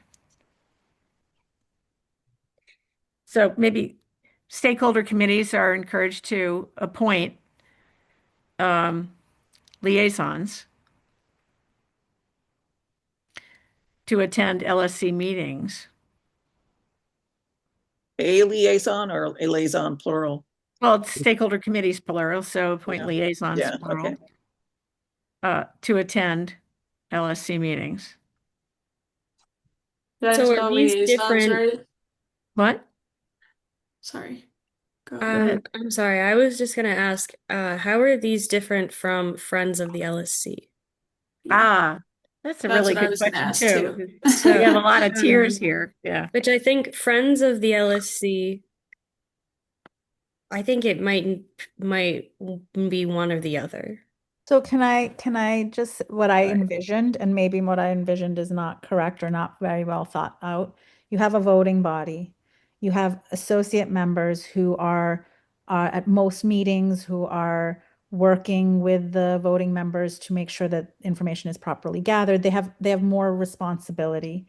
Friends of the LSC is like, okay, we are going to take care of such and such invasive, and we're going to be cutting things down, basically opening it up that we encourage people who can attend meetings, but who care about doing the actual physical work that sometimes might be involved. That's how I saw Friends of the LSC, that they encourage volunteers to come and dedicate their time and energy to help take care of these parcels. And then liaisons I see as really, if they want to do work and they want to help out in that Friends of the LSC capacity, they can, but their purpose is to come to the meeting, understand what's going on, make sure that their voice is heard, and report back to their parent committee as to what's going on, so that the committee is well informed. Their committee is well informed. Okay, explaining it like that makes more sense to me. So the friends of are more just volunteers who want to help out, and liaisons could be like somebody from planning board or something like that. Okay, that makes sense. Also, if somebody is appointed a liaison by their board or committee, then that person has a strong obligation to go and attend the meeting and report back. So they have they have to kind of honor that obligation. Whereas a volunteer can, show up to do one task, but maybe not go the other Saturday for a different task. There's like opt in. So then where does that leave us with the 7 to 10 or up to 10 associate members who shall be non-voting? Do we want to rework the wording there? Or does that still apply? This I'd like to hear from like Chris's and Alex's a little bit as to how they saw that, because that, how they would define that as people who have been on the LSC and have had to do the work. I notice we have hands up, so maybe we have some other people that have a way. Chris's hand is getting tired. Go ahead, Chris. It sure is, man. Before we get to that question, wanted to raise a concern about the Conservation Commission liaison or associate member, whatever we call them, and their responsibility. Because I feel like, sometimes if we're going to get staff support from the town hall, I think the CONSCOM agenda is pretty highly regulated. And Megan, gets what's on your agenda and what you folks need to do. So I'm not so comfortable seeing that put on a committee member to make sure that that sort of happens. I think if we have town support from the LSC and need to get on, say, the CONSCOM agenda, I'd like to see that happen through staff versus, maybe the CONSCOM liaison's not there that week, or something. But I'm a little concerned about relying on sort of a member to get us on the CONSCOM agenda, if you will. Yeah. And maybe that responsibility is better served with staff. Yeah, I don't see the liaison being, maybe I'm not expressing myself well, as the one to be responsible to do that task, Chris, that they are the ones who are going to be putting Yeah. items on the agenda. I think that more work that is done through the administrative staff to do that kind of work, I think is more Right. appropriate. It's more just to have a voice of the commission there and an ear of the commission there to just kind of know what's going on and maybe lend Right. any support or knowledge Right. that might not be there at the moment otherwise. I think my concern is this last section of that sentence that was added. Okay. Shall be Right. responsible for requiring timely Oh. communication between the two Oh, I bodies. see. I see. Oh, I see. So, Okay. did I miss something? Is there going to be a staff member going to the land stewardship meetings? Not regularly. Not So, like I mean, there the is for reason why CONSCOM. I doing that, had suggested that is if you don't have a staff person at the meetings, then somebody's got to do that communication. Yeah. There was always a staff person at the meeting because that staff person was me, and I was there simply as a volunteer. It wasn't part of my work. It wasn't part of my responsibilities at all. I just went because I did it, And, So can we have a staff person at all the LSA meetings? What would that? I would have a Only if feeling that. What would that take? Only if you want us to not be able to do anything in the office. If we went to all the meetings, we wouldn't be able to get anything done. Yeah, I attend 3 different boards a month. Yeah. So I kind of am maxed out for meetings. Yeah, don't blame you. Well, I guess maybe a one way, like if there's an action from the LSC to go to the CONSCOM, then the chair of the LSC would go to Megan to get on the agenda. Yes. I hate to see that the handoff, too many handoffs and things get dropped. And I agree with that. I think Megan needs to be the coordinator for both bodies. So I believe that's farther it gets down. into that in administrative activities. Yeah. I believe. Okay. Or we can detail it there. I'm not sure if it needs to be detailed under structure. Maybe. Yeah. Then maybe we don't put the responsibility in the CONSCOM liaison role. So how would the information get to Megan and to the Conservation Commission? Would it be just the chair? The LSC Yeah, chair. the chair has to communicate with Megan et al. On the goings on. So how would information get from CONSCOM to the LSC unless the chair reaches out and says, is there anything interesting going on? Or I mean, I don't It's a think it's a two-way bad street, idea. is Chairs what be I'm after. communicating? Shouldn't I the two think- chairs be communicating? Yeah. Yes, but I don't think it's a bad idea to have both. Like, as staff, I'll obviously be working with the chair of LSC and ConsCom, but I don't think it's a bad idea to also have the liaison work Redundancy. between the two. It's just like a second layer of kind of protection. Redundancies are Yeah. to help Good. prevent Yes. things from Right, getting- like right now on the ConsCom meeting agendas, or I guess previously when LSC was active, I would put LSC update on the agenda for every meeting, and ideally that would be the liaison's time to just give a quick summary of what was voted on during LSC meetings, stuff like that. It doesn't have to be so formal, but I think it does add just like another layer to ensure communication on top of what I'm already doing. I'm hoping that by using AI for all our minutes, we can accelerate the time to publish for our minutes. Theoretically, we should be able to have minutes published like the next day. I don't know if that's going to happen, but Well, it shouldn't take a week.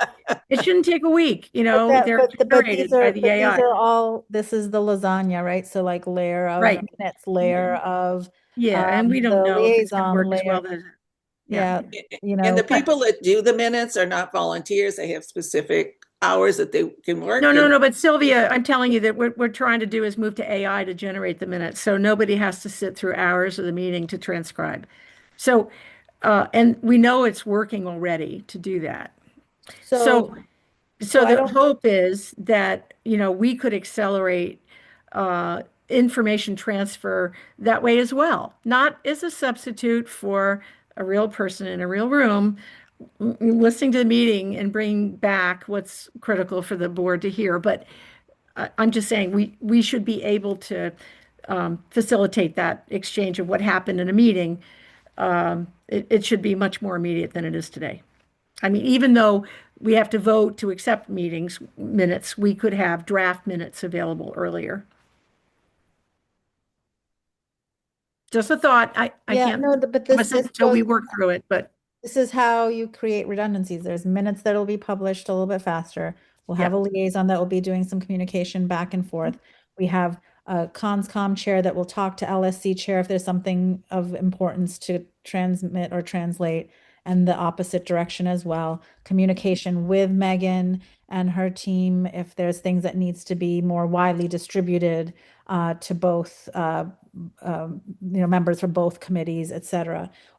So I don't think that it'll be just the responsibility of one methodology to have that communication occur effectively. I like the idea of redundancy so that nothing falls through the cracks. But Jonathan has his hand up and he might have a solution for us. Unrelated topic. So get back to me later when you're done with this. Okay. Did we ever figure out what to do with the 7 to 10 members? Because I think this is kind of the last section. Once we get past this, we can move on to the next section, I think. Okay. George raised the question for what we thought of the difference. I can give you my view about associate membership versus sort of friends. I can envision having sort of someone, maybe a neighbor or someone who's there all the time, walking a piece of property, having a section at the beginning of meetings if they're there to give us reports if there's something going on a piece of land. I think that would be sort of a little more participatory in the sort of meeting aspect of it, where sort of a list of friends would be, we could get a sign up list on Sustainability Day to see if you want to be a land steward friend or something like that, where the Trails Committee has their volunteer lists. We can always go to them and ask to share it with us or put something out for volunteers, because I know they get a lot of volunteers that way. So I think there is subtle differences between someone who's signing up to be a steward of a land and really be a little bit more observant about what's going on than someone who's just going to come out and help us do something. So I can tell you when I joined LSC and then went for a hike in the woods, the way I walked through the woods was different. I'm looking around at things a little bit differently when I sort of signed up to be a land steward. So I think there's a subtle difference there, and I don't object to the way you've got the different sort of membership levels, if you will.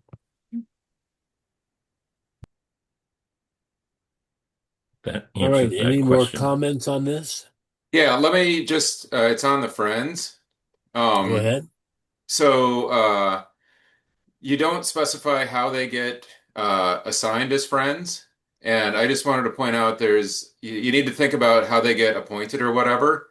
I don't necessarily know what the right answer is, but you want to make sure that people that are tasked with doing independent activities on conservation land have signed the necessary ethical documents with the town clerk and are approved to have insurance cover them if something were to happen while they're working on town lands.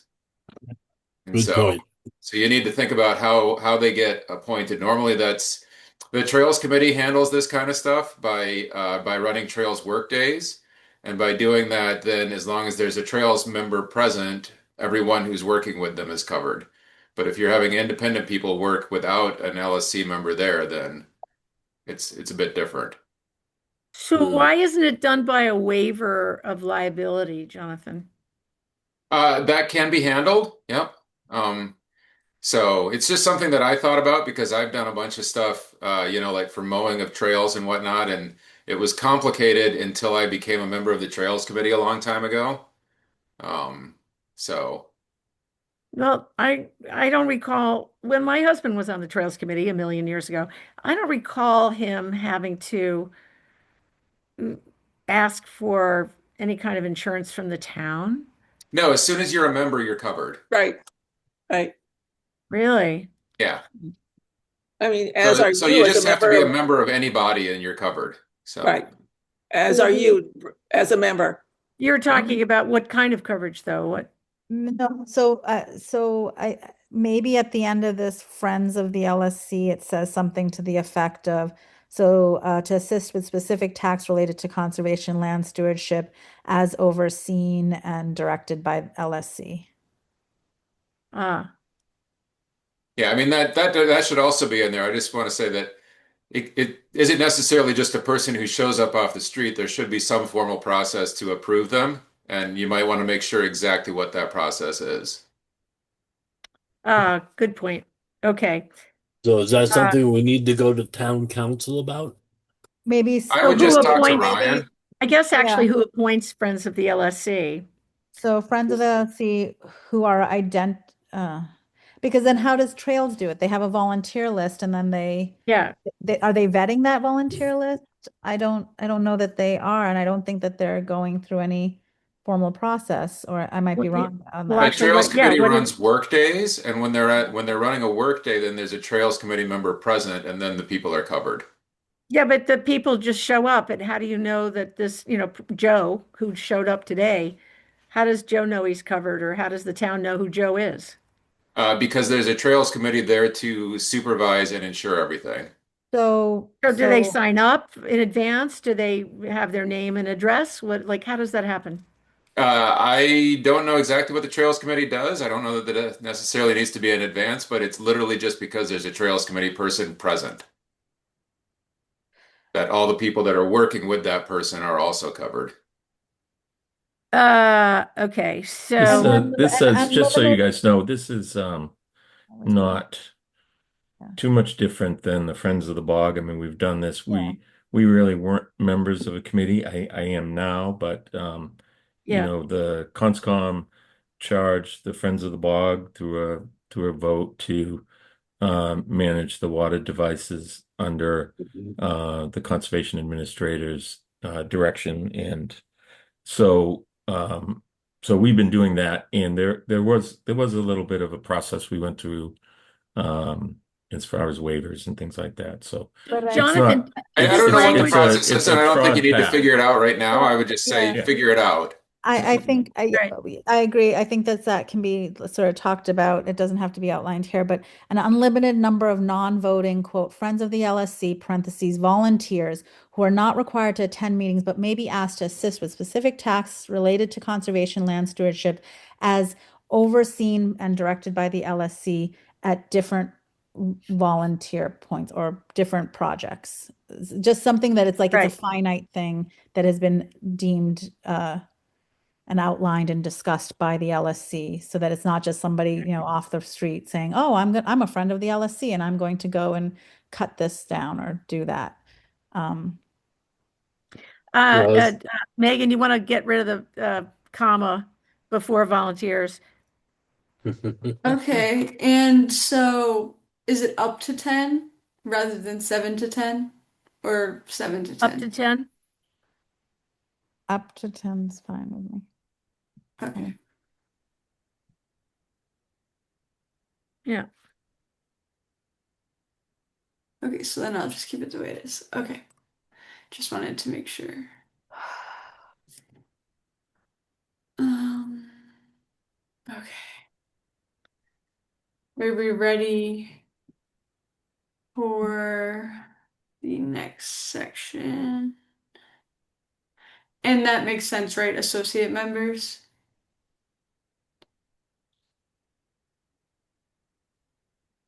To me, it does, but it's been a point of debate.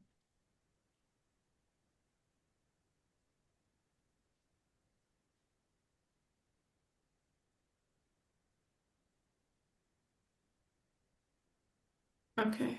Do we need the word volunteers? I mean, we're all volunteers, right?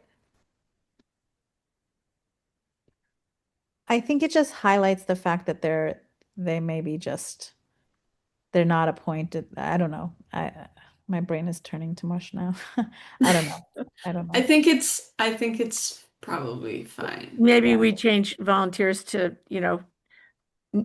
not appointed or something like that. Whatever. If that's the intent. Well, volunteers is a much more attractive Yes. title. So Yes, I that's think fine. having You're it right. Yeah, you're right. That's non-voting good point, George. volunteers Yeah. differentiates it from the other Yeah, that's ones. good. You're right, George. I like that too. Okay, good. Okay, meetings and administrative activity. So Sylvia wanted to add in communication into the sentence. LSE shall conduct its meetings and communications in compliance with the open meeting law. So we had a comment on this. Someone said It was everybody is subject to the open meeting law. Why do we need to say that? Yeah. Trust but verify. Yeah, Well, I feel pretty, I read that comment and I feel pretty strongly about this because in some ways what I think that it's okay to put it there. I don't think it's highlighting what's happened incorrectly in the past. I think it's just stating something that's just should be obvious, but might not be obvious to somebody who's looking to, be on this committee. They should know that there's some weight to it, that there are laws that dictate and govern how they conduct themselves. I don't think it's a bad thing to put in the charter. I think it also lends for an opportunity for anyone new that's entering into LSC to then have that opportunity to take a training on OML if they're a new member and Exactly. conflict of interest. It's kind of like a plug for that training. Exactly. I don't see it as much as looking in the past as much as saying moving forward, we all need to have a certain understanding yeah, of I don't And oppose there's that. going to be a lot of satellite people, I guess, associates and You're right, non-voting that's a good point. liaisons. Yeah, So, lots of folks. And there was a comment towards the end also by one of our Carlilians talking about OML and education and maybe she was unaware that the town just held a training Yeah. delved deep into OML. So yeah, you're right. Highlighting probably a good idea. It can't hurt. Right. So one of our current LSC members has a comment. Consider adjusting the target meeting frequency from bi-weekly to monthly. Having been on the committee for several years, my perspective is that there won't be a need for bi-weekly given go forward clarity in committee scope and responsibility, which should greatly increase the efficiency of said meetings. And this meaningfully reduces the ask for volunteers serving on the committee. Yeah, I'm fine with that.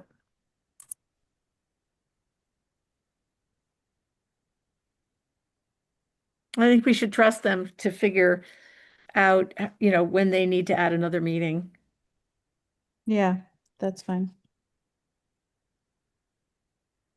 Okay. Let's see, what do we have next? I would change that from bi-week. If you're going to leave it in there, I would change it from bi-weekly to semi-monthly, because it's theoretically possible that you could have 3 meetings in a month if you're doing it every 2 weeks. Good, John, good point, John. we don't have that, John. We have monthly. If you're Or going to more leave it that way, frequent. that's fine. Yeah, okay. Good point, though. Yeah.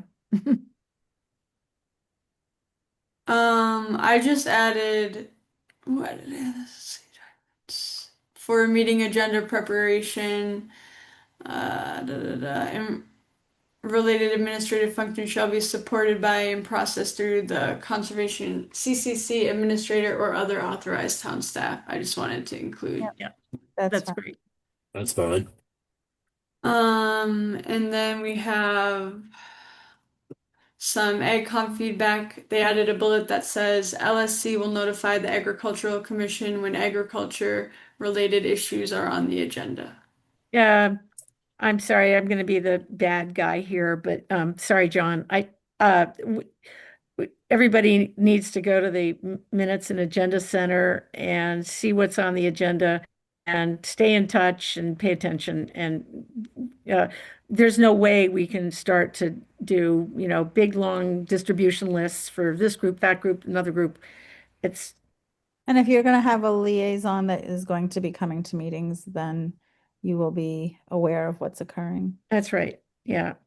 You can also subscribe to the town calendar for certain boards and committees for when they post. So I would suggest if you're on AgCom, maybe you do that for LSC or conservation, just to know like what's going on, because those are the boards that you work most collaboratively. That's so cool. Yeah, I found that out the other day. I was playing in the agenda center on the website. That's great. Maybe you offered can me send that. us out an email explaining how to subscribe. How to do it, Sure. right? Yep.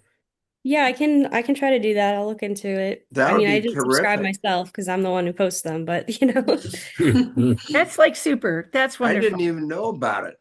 Me either. That's So- great. And then Strike it. yeah, that's You're welcome. wonderful. That's wonderful. Thank you.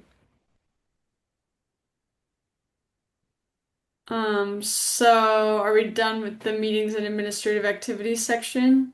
Yes, please. Okay, so we already went over the budget and funding section and edited that. So now we're on responsibilities and core tasks. So it looks like we have some AgCom feedback here. They added a bullet in close collaboration with the Agricultural Commission and in consideration of Carlisle's right to farm bylaw, and only after obtaining input from the Agricultural Commission, advise the Conservation Commission regarding agricultural licenses.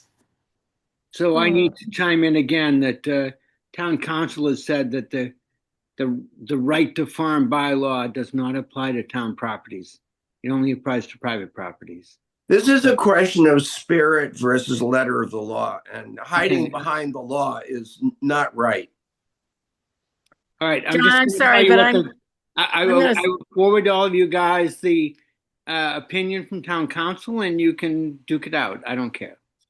Yeah, John, I'm sorry to be the bad guy again here, but I'm going to side with Brian on this one. I think, have a little trust.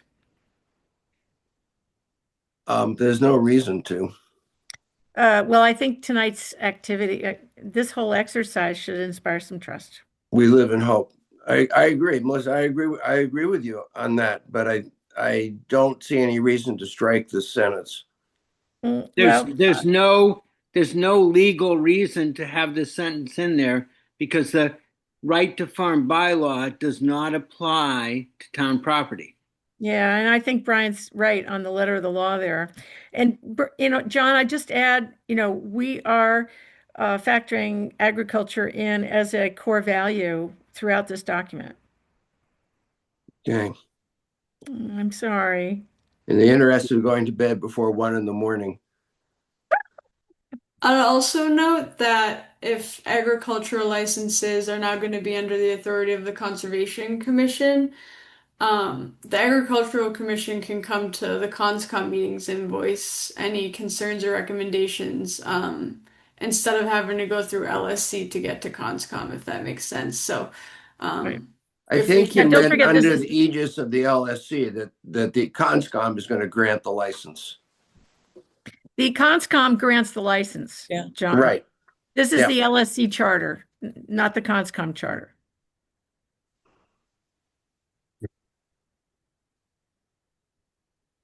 All right, Chris, we'll let you chime in again. Thanks. Oh, sorry, I didn't realize that I was off mute to begin with. But I just want to comment on this idea that the right to farm bylaw, when you read the preamble in the law itself, it talks about the town's values and saying that we don't legally have to do this.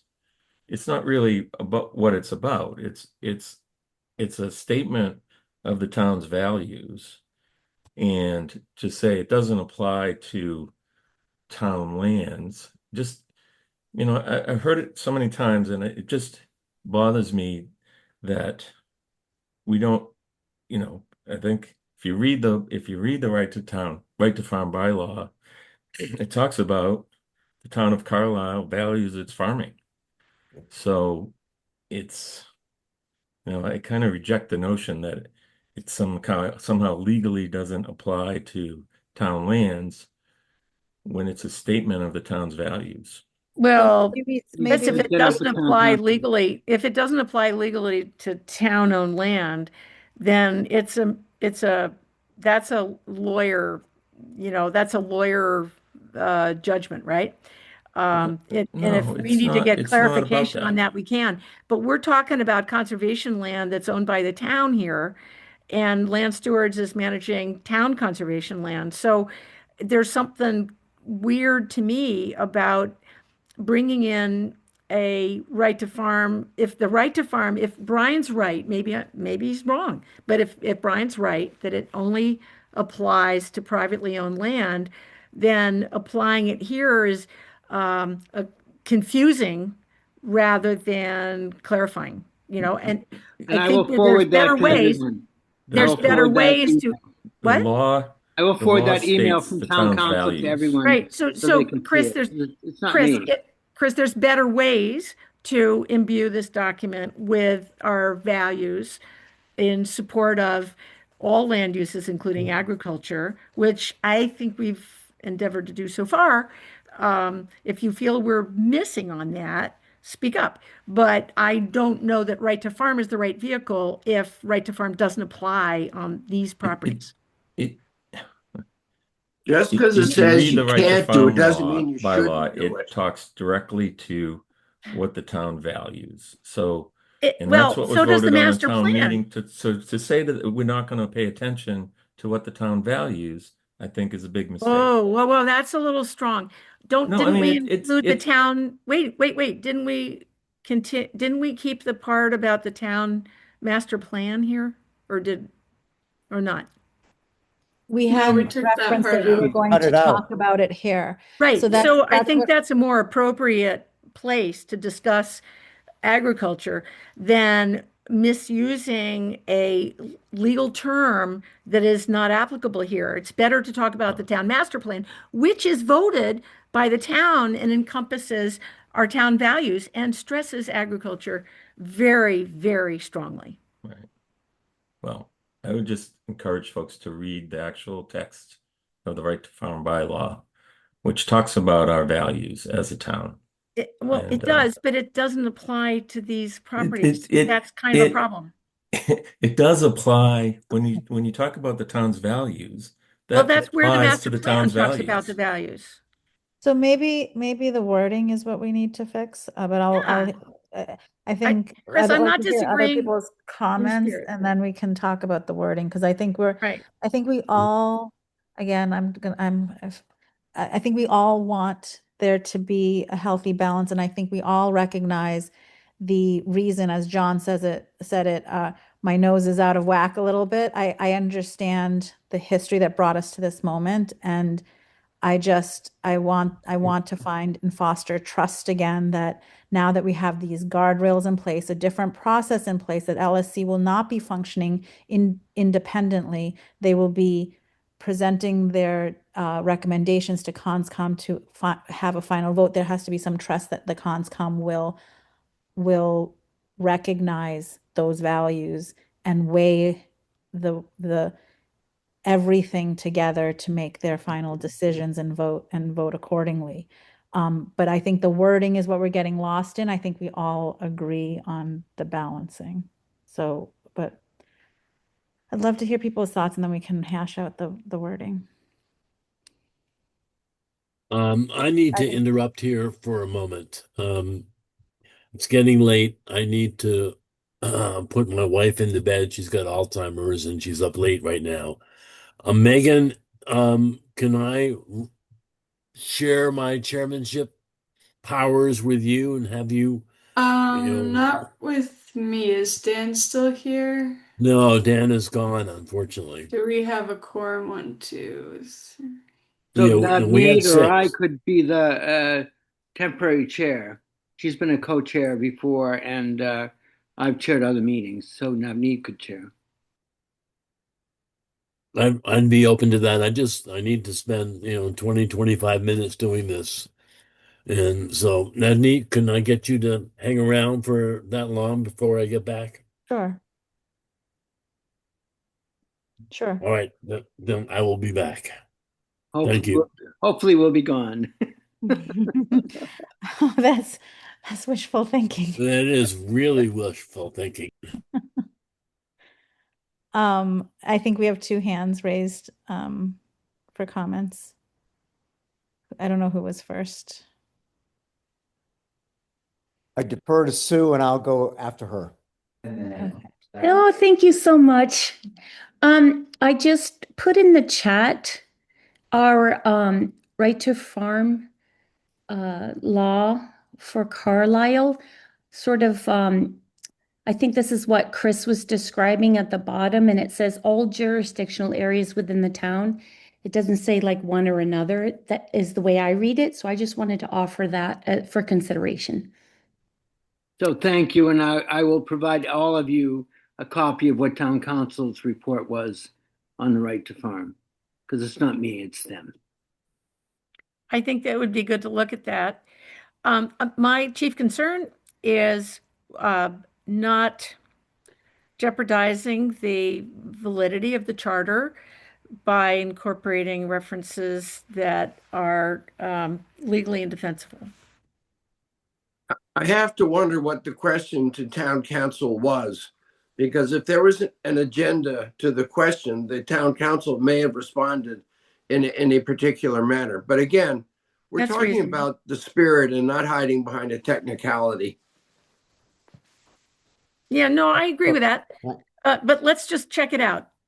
I think we should check it out because really, we don't want to be incorporating language that then turns out to, I don't know, be legally indefensible. So may I go now or? Yes, please. We'll forward his opinion to everyone. Great, thank you. Thank I just you. want to support Sue and Chris's points on this. It's very much the spirit of the intention there.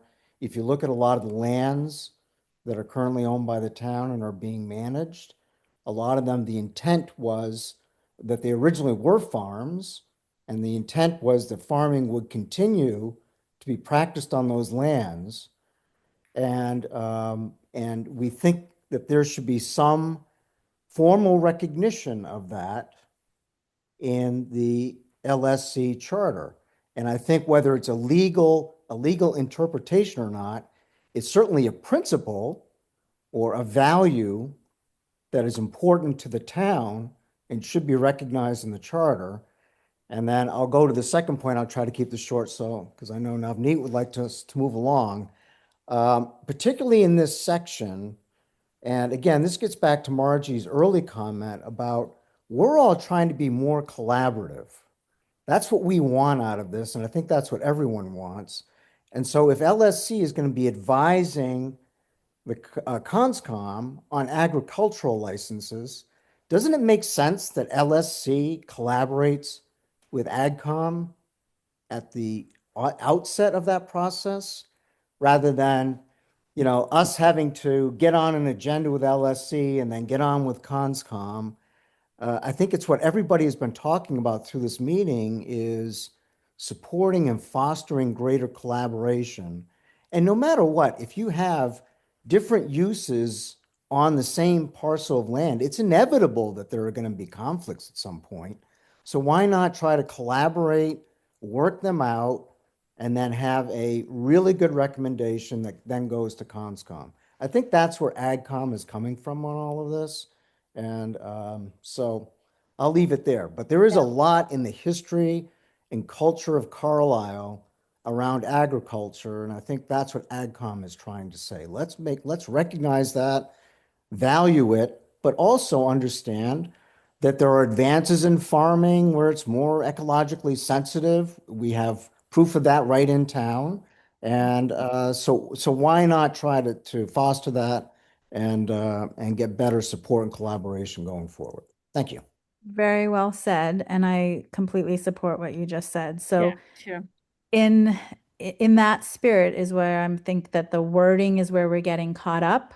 And I think what you just said can be stated concisely, but get the spirit of that across without getting caught up in this legalese, which I don't think is going to benefit any of us, because I think we can debate that till the cows come home, no pun intended. Right. So I think something to the effect of, and I'm open to people's suggestions here, but in close collaboration with the Agricultural Commission and in consideration with the longstanding values of the town of Carlisle regarding agricultural practices, or again, this is where the wording comes in. Instead of saying the Carlisle's right to farm bylaw, about just regarding agriculture. Regarding agriculture, sure. Regarding agriculture.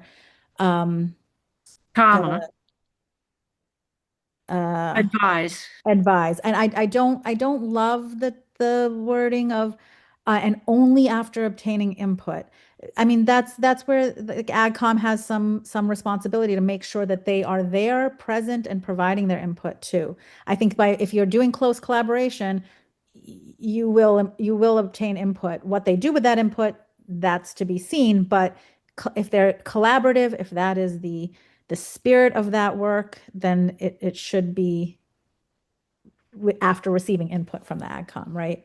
And I agree with you that if we can think outside the box, and even when there's a property that has mixed use, we can find ways to work together. And that goes back to my original statement at the start of this meeting, is that the LSC should be a consensus building body to be able to manage competing interests in a way that is best for all stakeholders, but also the property itself. And for the rest of the town. I mean, we're a small bunch of people. If you ask anybody else walking down this, center of town, they're not going to know anything of what we're talking about, but they're going to love these parcels and what they provide for them visually, recreationally, et cetera. And so yeah, we're getting caught up. I think we all should agree on the value system here, I hope. So I don't know if anybody has any suggestions for this sentence. I will share with you the right to farm. Again, but you know what, That's Brian? okay, but let's I move think we on. just deleted that. I think we just deleted that, right? Just get rid of the leading blank before in close collaboration. Oh, and add a comma after oh, we have a comma there, and then a space and a small a for advise. Oh, you have it. yeah, it's there. You have a space? Okay, good.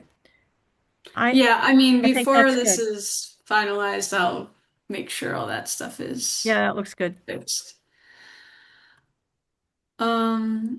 Okay, we have more AgCom feedback here. So there was a bullet that said monitoring under the egg license. Monitoring activities conducted under active licenses, including procedures and chemical use as appropriate. So it looks like they crossed that out and said ensure license agreements are fulfilled. I think there should be something about monitoring that, you know, I don't know. I don't know how the rest of the commission feels, but something about, you know, some oversight. I don't know. By monitoring, maybe things as simple as making sure that the field edges are mowed at the end of the season. Mm-hmm.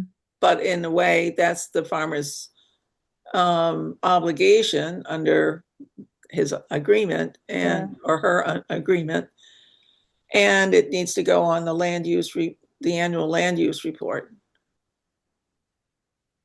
Right. That's submitted annually. So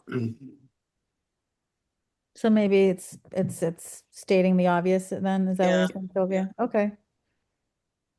So then would we just put ensure license agreements are fulfilled, like they had suggested? Yeah. Sure.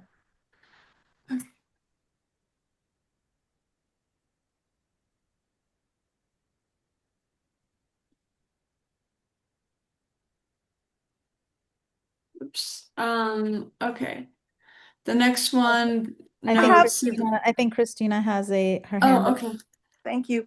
I'm not sure what is on the license agreements, so this might be moot. But I think it is really important for the Conservation Commission to know what chemicals are being used on conservation land, and so I think having, maybe monitoring is the wrong word, but having an accounting of what chemicals are being used on conservation land should be part, They will. somewhere. They will. They will. So in the application for a license agreement, they have to state what activities they're going to be, doing, executing, what they're going to be, whether it's grazing, whether it's planting corn, and specifically what chemicals they will be using. As we just had this meeting last week, the farmers meeting, where the applications were reviewed and CONSCOM then voted and asked for clarification on certain chemicals, et cetera. So that is done. And then annually they submit a report stating what they have done that year, and then an accounting of what they actually used. So Naveen, I want to correct that because it's not true. I missed that meeting, but I did listen to the video. And when LSC was still in full function, I specifically asked Farmer Duffy if he was using neonics, which is a pesticide pre-treated on the corn that he puts into the ground, and he wouldn't refuse to answer me. And you probably saw the forms for 2015, 25, and 26, and he does not admit that he's using pre-treated seed that has a chemical that's, for example, it's banned in Concord, but he refused to admit that he was using that. So I choose to disagree with what you just said. He's not being honest. And I'm sorry I missed that meeting, but it's just not true. He's using pre-treated neonic seed, putting it in the ground, which affects the bees, and anybody can look that up. It's not a good thing to do, and we shouldn't be allowing that But beyond that, whether we allow it or not, we need to have Farmer Duffy admit to us what he's using for his products. That's the I would question is say whether he's I don't think- applying it or whether he's bought it on the seed. And he cannot, I don't want to go into the weeds on this, but he has a very limited source of corn seed. And it's, I think, in my limited experience, I'm not a field corn grower. It's probably very expensive to buy untreated field corn seed. I have no issue with that. I just want it to be put on the form that and we asked him actually for a LSC before they dissolve. We asked him for a picture of the tag from the corn he's applying, and he was applying corn with neonics. We just want to know about it. We're not banning it or saying no. We just have. I believe we have the right to know what pesticides are being applied to the property, whether they're pre-treated on the corn or applied later. So I think the spirit of what you're saying is correct. I think we should be asking for an honest accounting of everything that is going to be used and everything that's going to be done. But right now, I want to refocus us on this charter. That is a specific issue that we should talk about and deal with, and you have a right to bring it up again. But for this charter, I think we can't use specific, moving forward, this is what we hope to see, right? So I don't know. So just to be clear, so who is responsible to make sure that all the information is indeed submitted or following up or enforcing or whatever? Is LSC completely out of that? Is that now CONSCOM, or is part of that with LSC? Because if part of that is with LSC, I think it should be clarified. So that was my question. Thanks.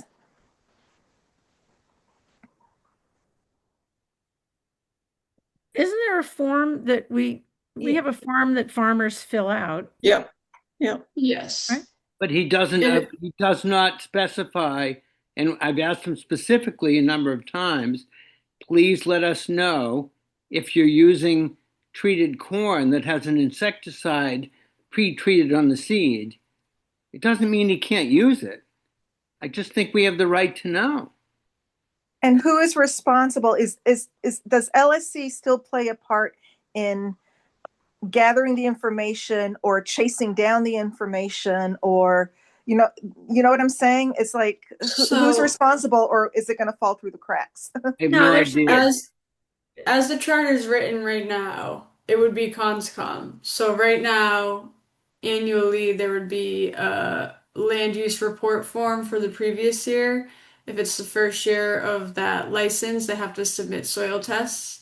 So that would be the responsibility of CONSCOM, which, as the conservation administrator, would be me to coordinate with the farmer to get that. Then they'll also submit the land use planning form for the next year if they already have a license But the farmer agreement. needs to And that will tell us also be, if it's treated corn. excuse me. We have the right to know it's treated corn.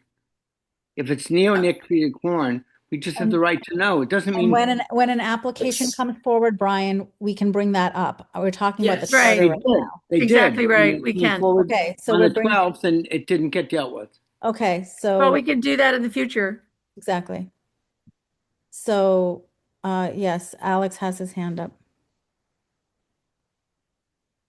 Hi, I had a couple of comments.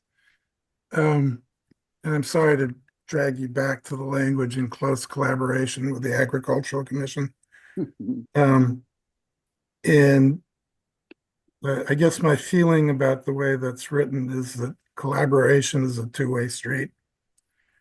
And I'd like it clear without suggesting particular language because it's late, is that collaboration goes both ways.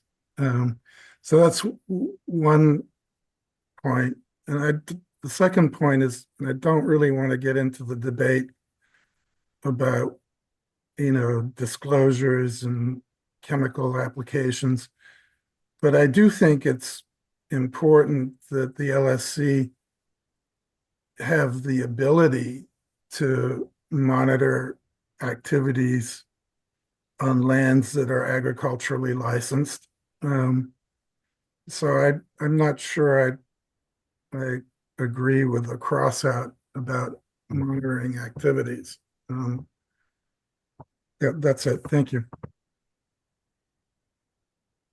How do you see that functionally being executed, Alex? Because I put that in there initially myself, and because I do think that LSC has a role there, but I didn't have a good way of thinking through how that's executed. So I think that's why it was suggested to remove that. Well, so I mean, I think that comes back to the debate about the structure and membership of the LSC. My view on that is that in a properly functioning LSC, 7 voting members should be able to handle the the duties of voting members efficiently and well. But I think the monitoring not only of agricultural lands, but of all of the conservation lands does require a kind of a reporting system, which has in the past been handled by members of the LSC taking on specific parcels as their responsibility to inspect and report from time to time. I don't think that needs to be a voting member function, but if you're going to have up to 10 associate members who are willing to inspect from time to time and report back, that's where the monitoring comes in. And I just think it would be a bizarre situation for the LSC to not be able to, take in reports that, Andrew Rogers suddenly decided he was going to have camels on the property. Or so, I mean, I'm just picking something, stupid, but it just seems to me that you're automatically saying, well, the LSC has no business in monitoring agricultural activities. And maybe that was the intent, but I don't think that's appropriate.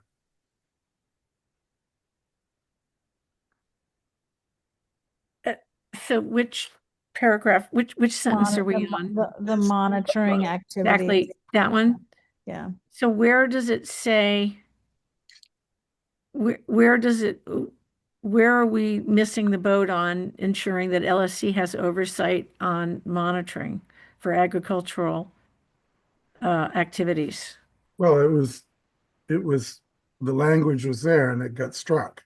And it got struck, I think, because of the issue of chemical use. And the chemical use with respect to agricultural licenses can certainly be handled, at the licensing stage, but monitoring activities, over the course of a 3 or 5 year license, after the license has been granted, is a different subject altogether. So, Alex, what about monitoring for compliance with terms and conditions of license agreements? That's fine. I like that. I like that as well. However, I also think that this group would also be monitoring in some respects, all the conservation lands. Not Yeah, just, I think so. I think this paragraph is just specifically right, around right. agricultural Yeah. licenses, but yes, I agree. So Right. just monitoring and compliance with terms of license agreements, was that? Monitoring for compliance with Mm. terms and conditions of license agreements. I What do like you it. think, Alex? Is that Yeah, I'm, that do it? yeah, I Right. think Yeah, yeah. And in terms of, Alex, your comment on collaboration, would coordination be the same word?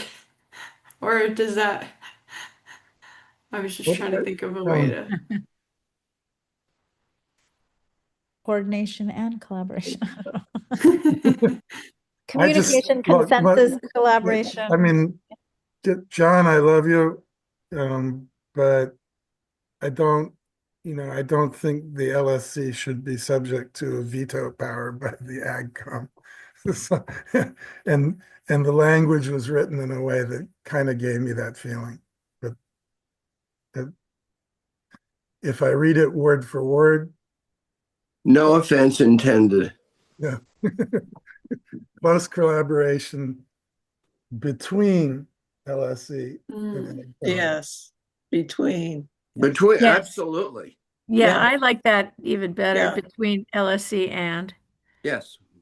Okay, No, so we're fine with that. In close collaboration between LSC and the And the Agricultural. Agricultural Commission. Yeah, that's great. Yeah, I like that. Yeah. Thank you. All right, now I'll shut up and let you go get on with it. Okay. Thanks. Yeah. I agree with the edit their licensing process. okay. Right. That's good. And Navneet, I'm back. then Thank you. Okay, thank you, George. for land use permitting section, CCF had a comment that says, for both license issuances, modifications, or revocation, and for changes in land use, we request 1, LSC presents the proposal at a duly noticed public hearing, not just a regular open meeting. 2, when there is a CR on the property, the CR holder should be collaboratively involved in informal decision making with the LSC. And 3, prior to the Conservation Commission voting, there must be formal communication and a formal response from the CR holder as per the terms of the CR.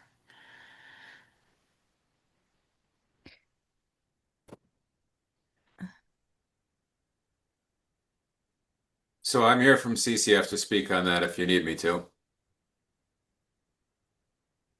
Sure. I just want to make sure I understand where that was to fit. Was that to fit in the previous section? No, this is about the land use permitting Okay. portion. And I'm not sure how much of this applies to the LSC charter. This is one of the things we were trying to understand. But I guess we were thinking a few things. One is we wanted to make sure that major land use decisions went through a more rigorous process, and that's why we were saying that it really needs to be more than just a regular meeting. We kind of need the official public hearings for stuff like this. And then when there is a CR, we are delighted to work with the LSC in an informal capacity, but we felt that in the past, and we wanted to make sure it didn't happen again in the future, that you do need to have the formal communication with the CR holder, and that needs to come from the Conservation Commission. And so how much of this you put in the LSC charter, I don't know. But we wanted to make sure that that was communicated from CCF to the Conservation Commission. Make sense? Mm-hmm. It does. Because when there is a CR, there are certain requirements that we need to make sure are followed. Right. So so the reason we didn't actually try to edit your charter here is we didn't know how much of this belonged in this charter and how much of it belonged like in the processes that the Conservation Commission handles. But we did want to make very clear that we're perfectly happy to work collaboratively and informally with the LSC on various things when the CR is involved.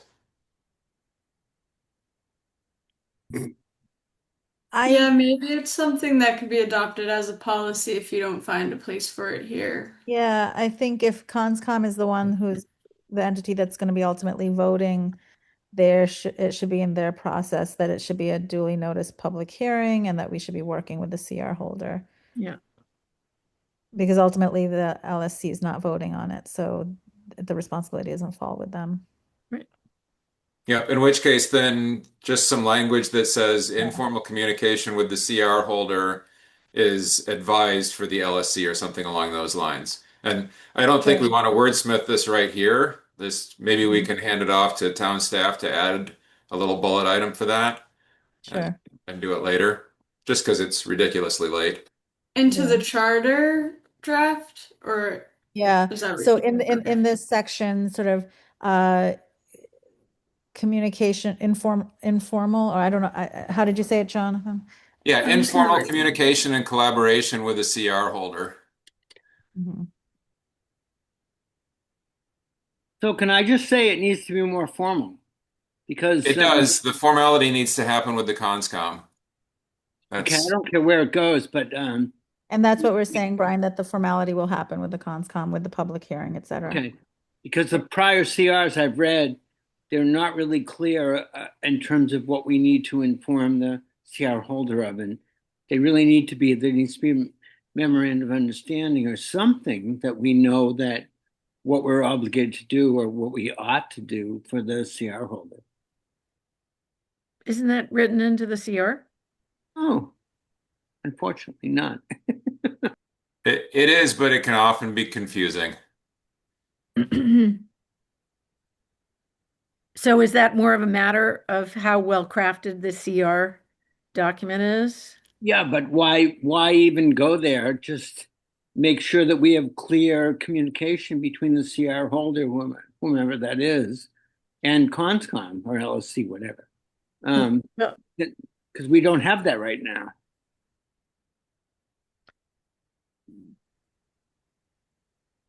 So what does that have to do with the LSC charter if LSC is not responsible So that's why I don't think it belongs. It goes back to my point. I don't think it belongs here, but maybe Megan I think it does, because if you take the Woodward property, for example, things happened and CCF wasn't informed because I'm not sure they were legally obligated to be informed. And now, even if they're not, let's make a memorandum of understanding between Conscom and CCF or whomever holds any CR that we inform them.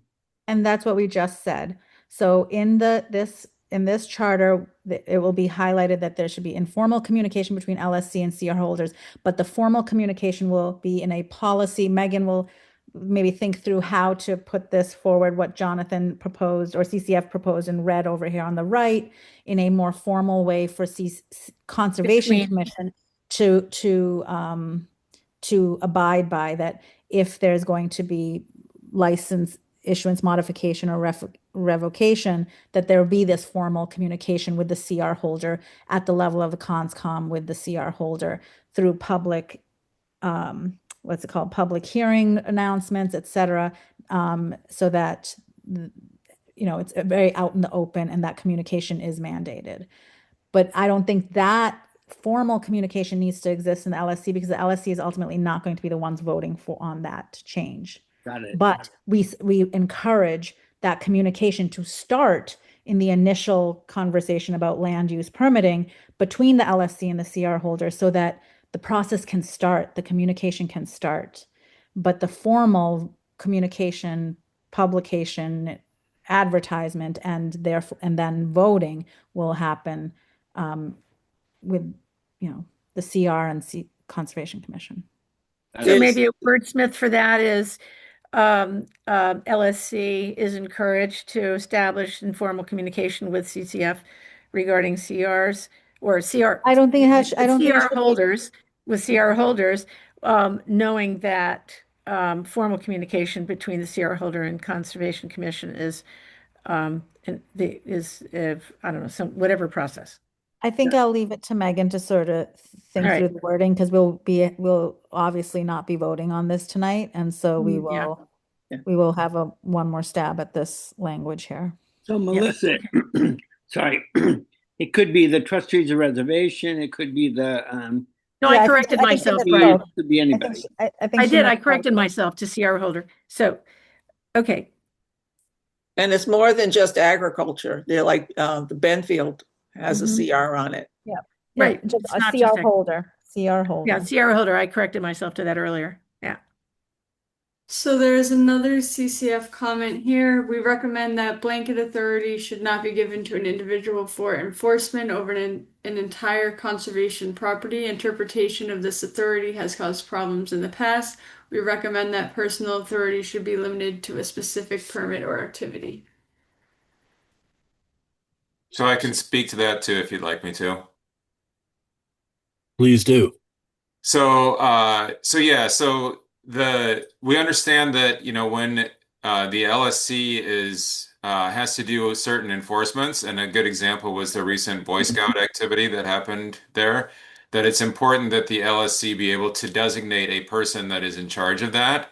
But we also were concerned that enforcement in a general capacity over a particular property should not necessarily be something that's delegated to an individual.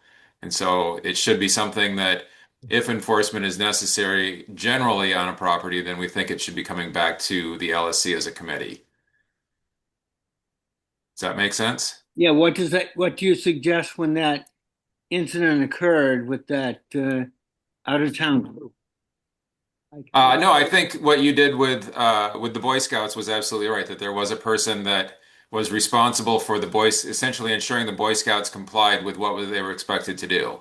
So that's what I'm saying, is that is an example of it was being done the right way. It's the more general enforcing of, you know, how the public uses a particular land generally that we want to make sure isn't included here. So Jonathan, do how with does those this paragraph, rare situations where how the Boy Scouts were aberrant. Right. And so when I read that particular paragraph, yeah, it said, unless such authority has been expressly granted by a vote of the committee. And I just wanted to make sure, not me, sorry, CCF wanted to make sure that that was something that was for a particular event or activity, not just carte blanche for all activities. I see. Right. I see. That makes sense.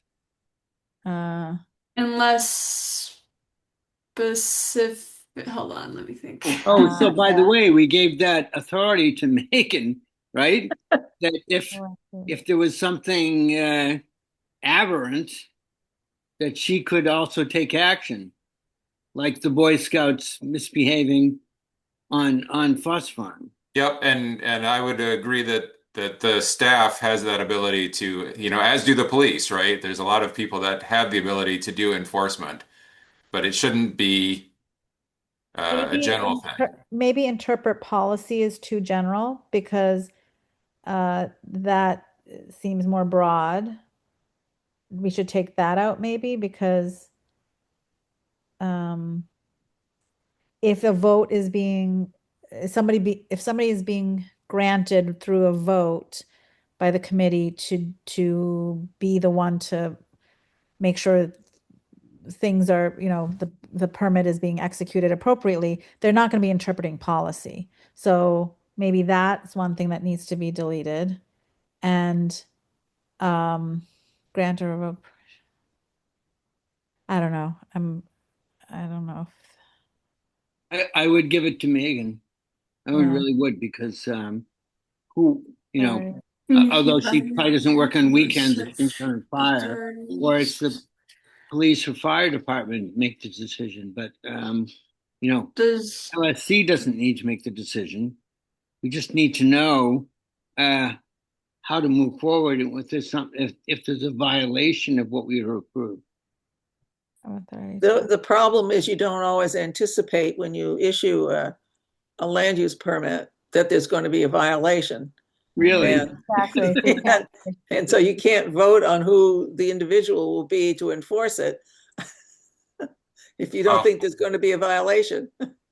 It's to monitor special events and activities, I think, and ensure that they're in compliance. It's very similar to the discussion that you were having about monitoring for agricultural licenses, but it's like a particular activity, like the Boy Scouts launching rockets. There can be an LSC person that monitors to make sure that they do it right, but you don't necessarily want to have an LSC person that's out there monitoring that everything that happens at Foss Farm is compliant with what's supposed to happen at Foss Farm. So then maybe we just delete that whole other part and just say that no individual member of the Land Stewardship Committee, including the chair, shall have authority to act on behalf of the committee, interpret policy, grant or revoke permissions, or communicate binding decisions to third parties unless authority. Period. And then. Now, Neve, the reason that's there is, what do you do when the Boy Scouts are burning down Foss Farm? Which is no one why, has authority. Yeah, which is why then I say if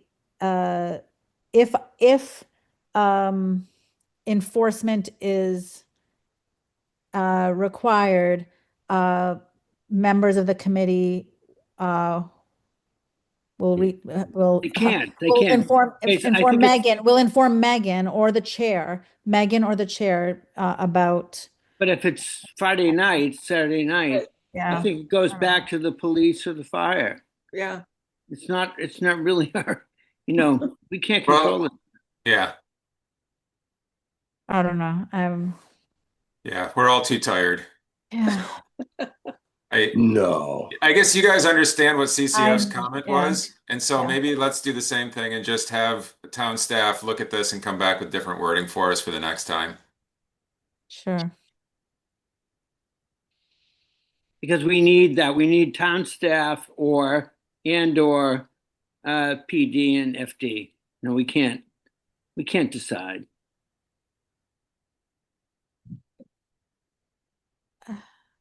Okay. So let me ask, it is getting late.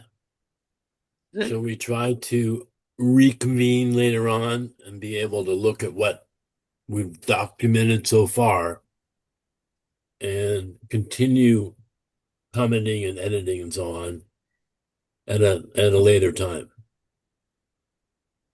Suppose we could vote to accept the changes so far with the proviso that we have the rest of the document to review and discuss.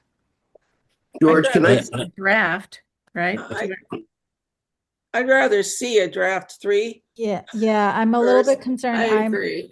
I've had quite the trying day, but I'm willing to go a little bit longer just to finish this once pass through. And I'm usually not the person to vote that way, but because time is of the essence. Also, like the weather is turning, and we need to have a functioning LSC in place too. So okay, I'm fine with that too. So let's move it a little bit faster, knowing that we've got some edits still yet to be. Sounds good to me. Alex has his hand up. Yeah, I wasn't on this particular set of edits, but I think the concept that we lost along the way in all these edits is that one of the functions, if you agree, one of the functions of the LSC should be to develop a long-term management plan for the conservation lands in cooperation with Sarah, who I know is undertaking efforts in that direction. And so that was sort of parenthetically in one of the core functions that one of the 4 core functions that became 2 again. But I think we just lost that concept altogether. And it would be nice, I think, to have that back in the, the section on what the LSC should be doing. So that's it. Thank you.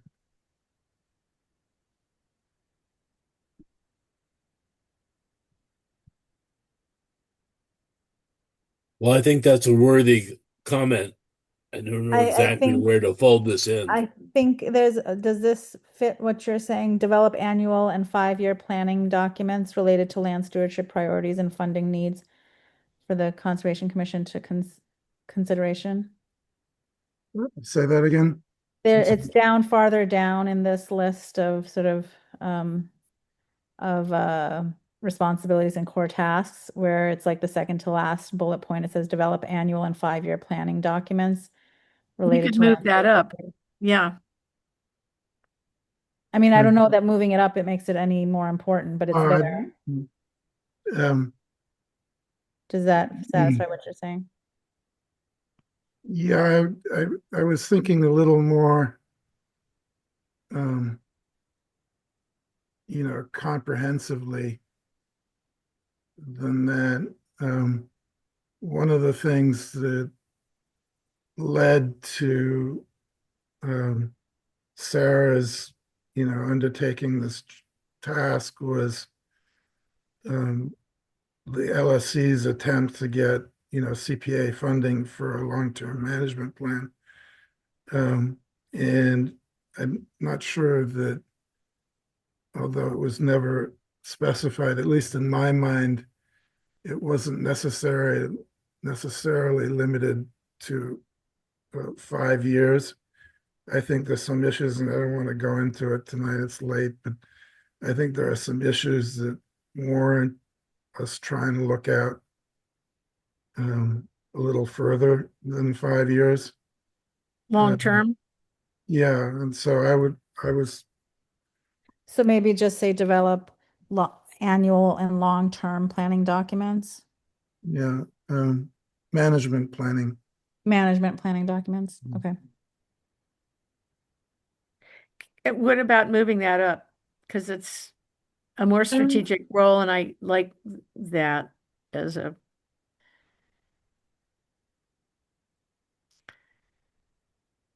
Yeah, just Megan, you can just put parentheses, move it up, or you can move it up now. Would we move it up to one of the, it becomes the three things? Again, I'm not sure that it becomes part of the like core principle, like, or Yeah. I think this is one of their tasks, Yeah. right? Like Yes. to look at this regularly and modify their long-term planning documents regularly as things change. Yeah, and I think my interpretation of what Alex said, hopefully I'm right here, is that he wants to keep the spirit of LSC contributing to these management plans throughout the document.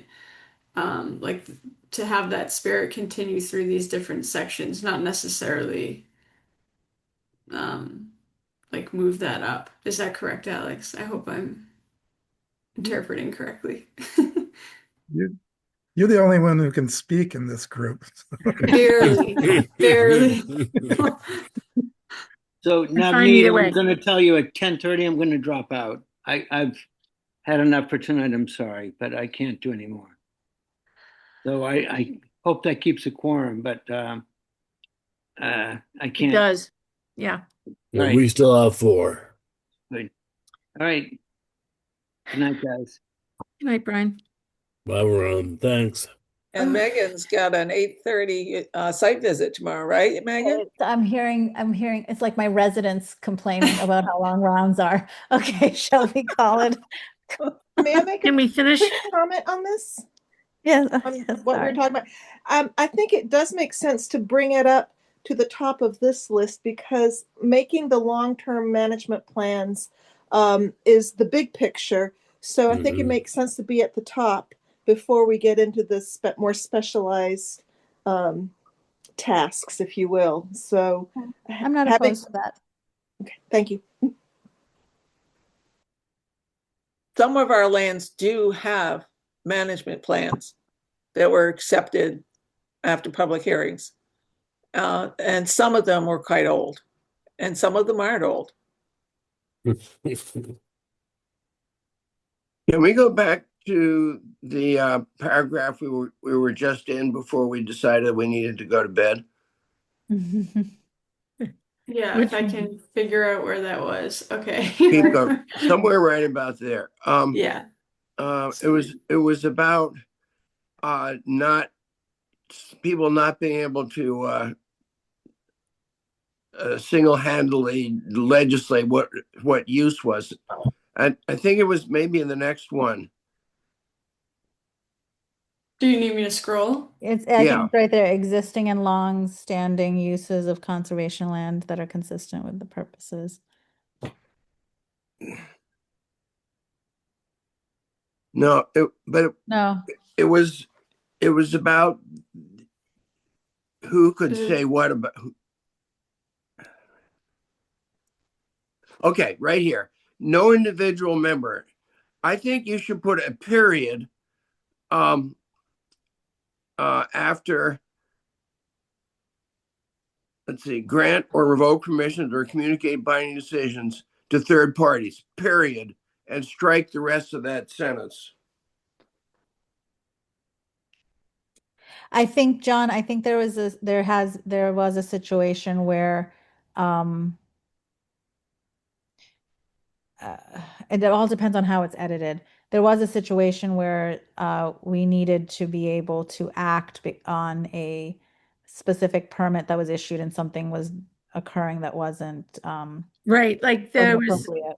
there There was a also a situation where somebody else got up somebody else's shorts about something that was technically not their business. Yeah. That they did not have the responsibility or the privilege to make Yeah. the decision that they made. So I'm just trying to avoid that kind of a situation. And I understand that the situation with the Yeah. Boy Scouts, that was there should have been a better way to handle that. Yeah. That was, but I think I think it'll depend on how the wording comes through. I think that there were a couple of instances like that, which is what drove me to include these two paragraphs, this one and the next one. I think the paragraph is fine. I just think it should be abbreviated. Mhm. I just don't know how we then how we operationalize an issue that comes up at the 11th hour on a Friday night. And yeah, I don't Okay. know. That's my 2 bits. Mhm. Bedtime. Thank you, John.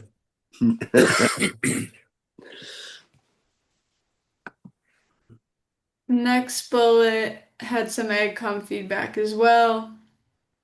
That says any changes must be approved by CCC and only after a formal review process conducted by the LSC in collaboration with stakeholders and with a formal process for obtaining stakeholder input in an open meeting, consistent with Carlisle's right to farm bylaw. Any proposed modifications in farming or agricultural usage may be proposed only after consultation and collaboration with the Agricultural Commission, which will continue to work directly with CCC on agricultural matters. Do you want to use the same language that we had before about the right to farm? So I don't know how everybody else feels, but everything after consistent, I'm not sure I would include. I think the spirit of what they're trying to protect against, if the CONSCOM, there's open communication and collaboration with stakeholders, with CONSCOM and with LSC, I think we don't need to state that again. That it's going to be adhering to the values of, the longstanding values of the town regarding agriculture. I agree. So, sorry, you mean just for, so everything So from after. consistent, yeah, yeah. Including consistent. Including consistent. I think we're dealing with that in the rest of the document.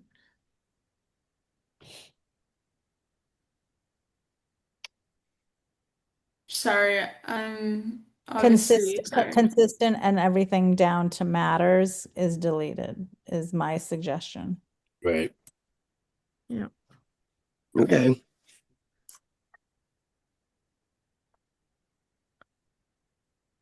An open meeting. Yeah, I guess I'm just confused because Oh, okay. So then keep what we originally had in the section above, because then So that sentence doesn't make sense. yeah, I see what you're saying. So any changes must be approved by the Conservation Commission only after formal review process conducted by the LSC in collaboration with stakeholders and with a formal process for obtaining stakeholder input will, in an open meeting, will decisions be made? I don't know. Will, Just open meeting Yeah. period.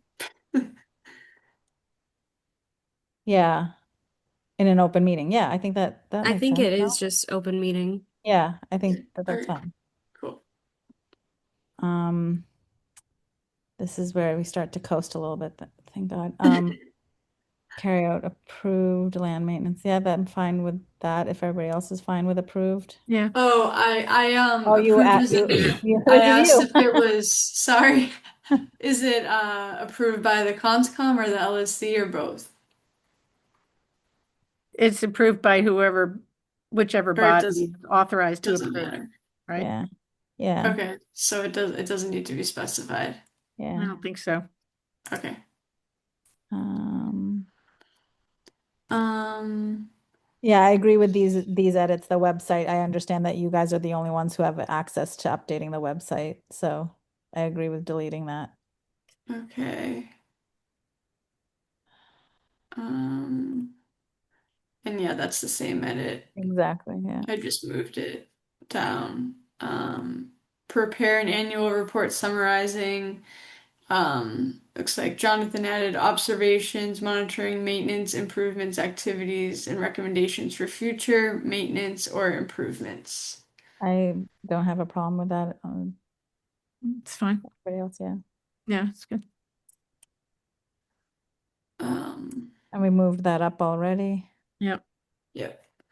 And that sounds good. And we'll Just flip changing it. language. Recommendations and rationale. Oh. I don't. Yeah, I don't have a problem with that there's going to be transmitting. I think that's a good. Yeah, I don't have a problem. So then the last bullets were added by AgCom. I would like to. Yeah, we can't commit to that. I would like to, on the agricultural licenses are valid for up to 5 years. I think we should. I don't think we should make policy, and this is a charter for LSC. It's not a. Yeah, that's not we're for the us. ones that CONSCOM issues the agricultural licenses, so it doesn't belong in the LSC charter. Agreed. And this is dictating policy also prioritized for Carlisle residents. I don't think so. Mm-hmm.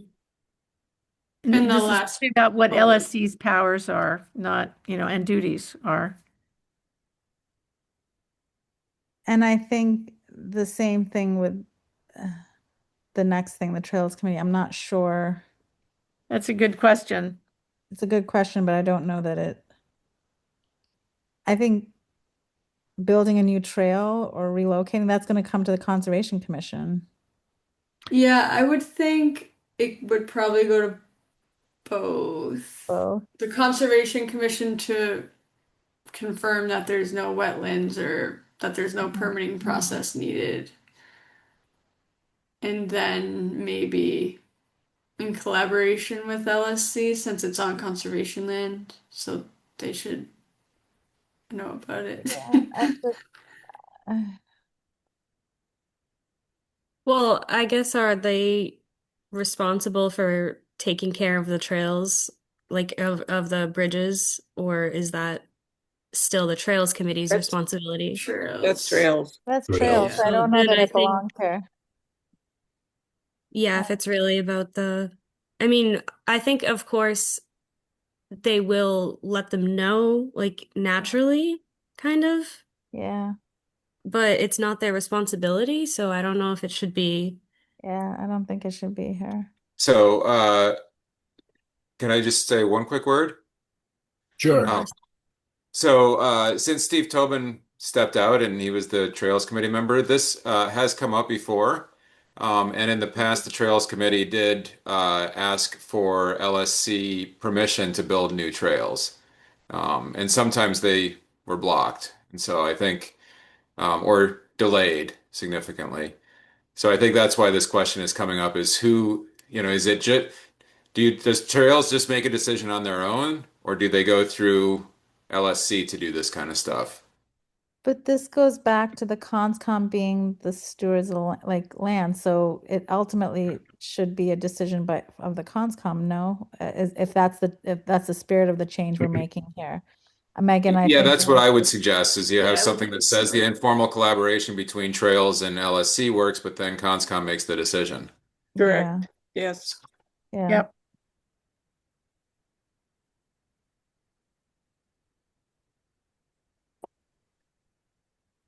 And I think we already talked about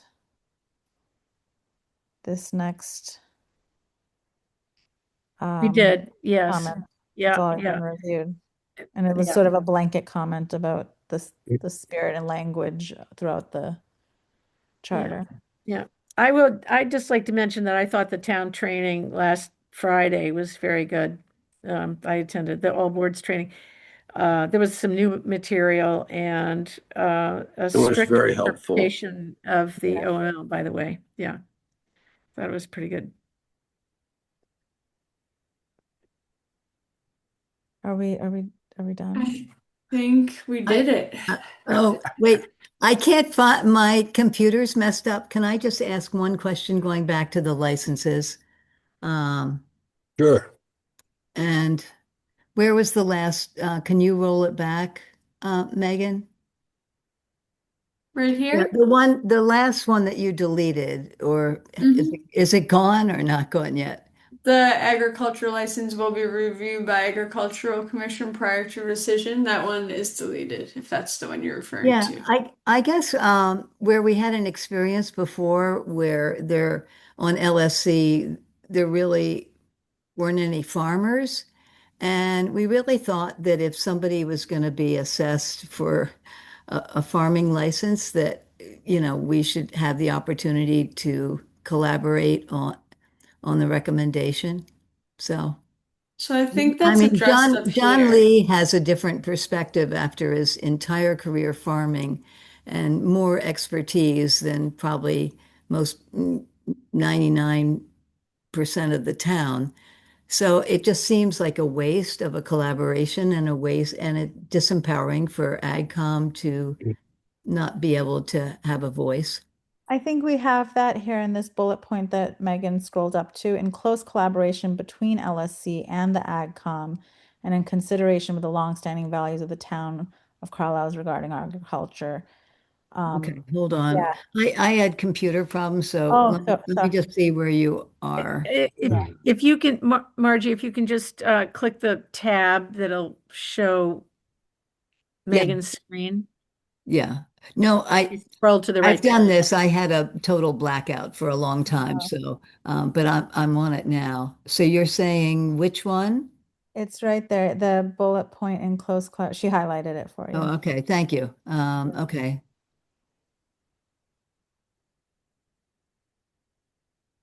So I think that gets It to that doesn't say point. it doesn't, to me, it doesn't appear to have anything to do with licensing there. It does. This is the licensing bullet. It's the But okay. this is the licensing bullet, and at the bottom of this sort of like section here in responsibilities, it says note see below for process for licensing. Well, I guess I was talking about the process. Okay. It just scroll down to process. So I think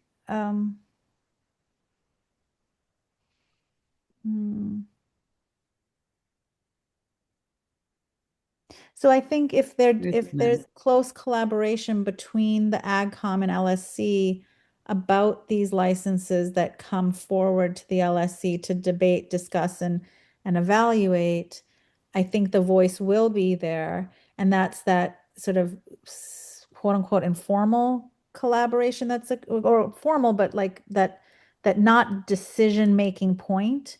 And then LSC will put forward their recommendations to CONSCOM and AgCom. If they don't like the decision that was made, they can then raise it with the conscom at the vote, right? That these are the reasons why we don't agree with what LSC is recommending to you. I don't know. Okay. I'm Can you, Megan, can you just get down the next two that were erased? Okay. And I think if there's close collaboration. It was just, okay, so I was looking, we actually talked a lot about this. Agricultural licenses will be reviewed by the Agricultural Commission prior to a decision from the Conservation Commission. Are you thinking that's what it is?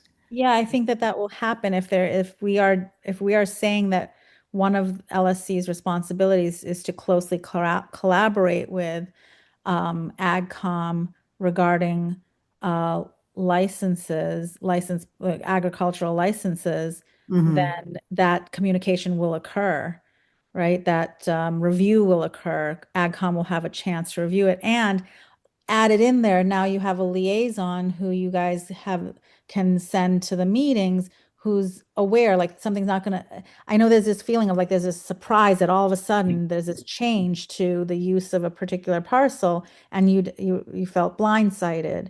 I get that, but now that we're building in, okay, you have a liaison and there's going to be collaboration on licensing, agricultural licensing, that communication will occur, and even in those points, decision isn't going to be made, communication is going to happen, and then the final decision as at another duly posted meeting of the Conservation Commission. So I think there's a lot of safeguards that have been built in so that communication occurs, hopefully consensus is derived and decided on, and final vote is at a separate meeting. Yeah. Okay, I'm trying to restrain myself from just bringing up the last meeting. I thought the Grow Native person did an excellent job, and I thought I was actually excited about what they were doing. But he called it horticulture and not agriculture, and said that very clearly. So I hope there's some consideration. He seemed pretty excited about the bog and the benefits of the bog. But, it would be, we all know that kind of went awry, but he was impressive. And what I'm hopeful for is that it's not seen as, different sides of, people on different sides of the fence anymore moving forward. I really do hope that it's more collaborative and it's not defensive and offensive kind of stance that people take. Yeah, well, so do we. Yeah, and I think we got really badly burnt. I hear you. I really do hear you. And listen, my day job does not allow for this much time, but I felt really strongly about this, that I did not like the way things were occurring. So I as long as I'm on the commission, I'm committed to make sure that this is not a defensive and offensive sort of stance that people have to take. Yeah. Well, you did an amazing job with this. You should be, you should get some award for it. So thank you. Don't need that. I just want the drama to end and everybody to be happy and we all work together. I'll tell you, I don't need any more drama. None of us need any more drama in our life. There's enough out there. Enough out there. That's right. Okay. On that note, George, I would request that you ask for a motion to adjourn. Well, before we do that, I'm trying to codify what the next step is going to be. So that's what I was going to say. So I'll incorporate all the revisions we made today, and I'll make a draft 3. I'll send that to the commission. I'll post it on the website. I'll send it to the stakeholders I reached out to before. And then I don't think we should discuss this at the 26th meeting because trust me, the agenda is already very long. Maybe you don't think we can fit it in? What was that? You don't think we can fit it in next week? We can try, but it's a sizable agenda item, agenda right now, because we're going to be meeting with CCF to talk about the Woodward license. and then there's like 6 wetland filing Oh, items. wow. So Shall then we I- meet at 5 o'clock? So Can it's we up to bring you pizza? all. Like I can add it, and if we don't get to it, we can push it again. Let's add it, and if we, by some miracle, we finish that discussion point, the Woodward discussion quickly, we could, because I think we've all agreed on the edits. Maybe there's some wording that we change here and there. So I'm hopeful that it's just formalizing what we've decided. Okay. Yeah, I think But you if may we be don't right. get to it, we can push it to the next meeting. That's what would be my suggestion. I would Okay, let's do suggest someone making a motion to accept the revisions that Okay. you've made so far. well, I'd like to see a red line and a. Well, that's why I said so far. I'm not saying those are cut and final, but maybe Cleaned just up document of it. Yes. Yeah. Or maybe Just we for- make a motion to ask Megan to prepare the new draft based on all our feedback and the edits that we've made tonight. Yeah. I hesitate to use the word accept at this point, but Oh, okay. yeah. It's Yeah, like a red line and a clean. Yeah, I agree with, I second Melissa's motion. All right. And will But, you yeah. share it with other people attending this meeting? What? Will you share it? The draft? Yes. Of course. Thank you. Yes. Yeah, that when I'm done, so I'm gonna have to have it done by Tuesday because it has to be 48 hours before the 26th meeting. But I'll post it on the website and I'll also send an email to all the chairs and presidents of all the stakeholder groups. So Question. everyone's gonna get it. What was that? Since this is a public hearing, do we have to continue this hearing to a specific time next week? No. Ooh. Actually, you're right, No. Sylvia. Since it is a Yeah. public hearing, you do have to continue it to a certain time. Yes. Yep. Good catch. What time? I don't think you have to do no, a it doesn't time, just a time. date. Okay. I move to continue this hearing to our next meeting on March 26th. Second. I guess And we're we'll gonna have take to- a roll. Well, Sorry. yeah. Another Keep going. comment? Keep going. Okay. So we'll take a roll call vote. Navneet, Aye. Melissa, Aye. Sylvia, Aye. and the chair votes aye. The motion passes. And we'll have to remember next week to actually open the hearing Yes. on the I'm gonna make a discussion note. and continue it if we have to. I'm grateful So- for everybody's input. Mhm. So please review draft number 3 before the meeting so we can hopefully get through it more quickly. Yes. I move to To adjourn. adjourn today's meeting. I thought you might. Second, Oh. Second. Melissa, thank you. So Sylvia, Aye. Melissa, Aye. And thank you, Navneet, for all your hard work. Of course. Thank you. I agree. Navneet, Aye. chair votes aye. The motion to adjourn is passed. Thank Good you, night, everybody. Good job. Thank you all Have a for good a night. courteous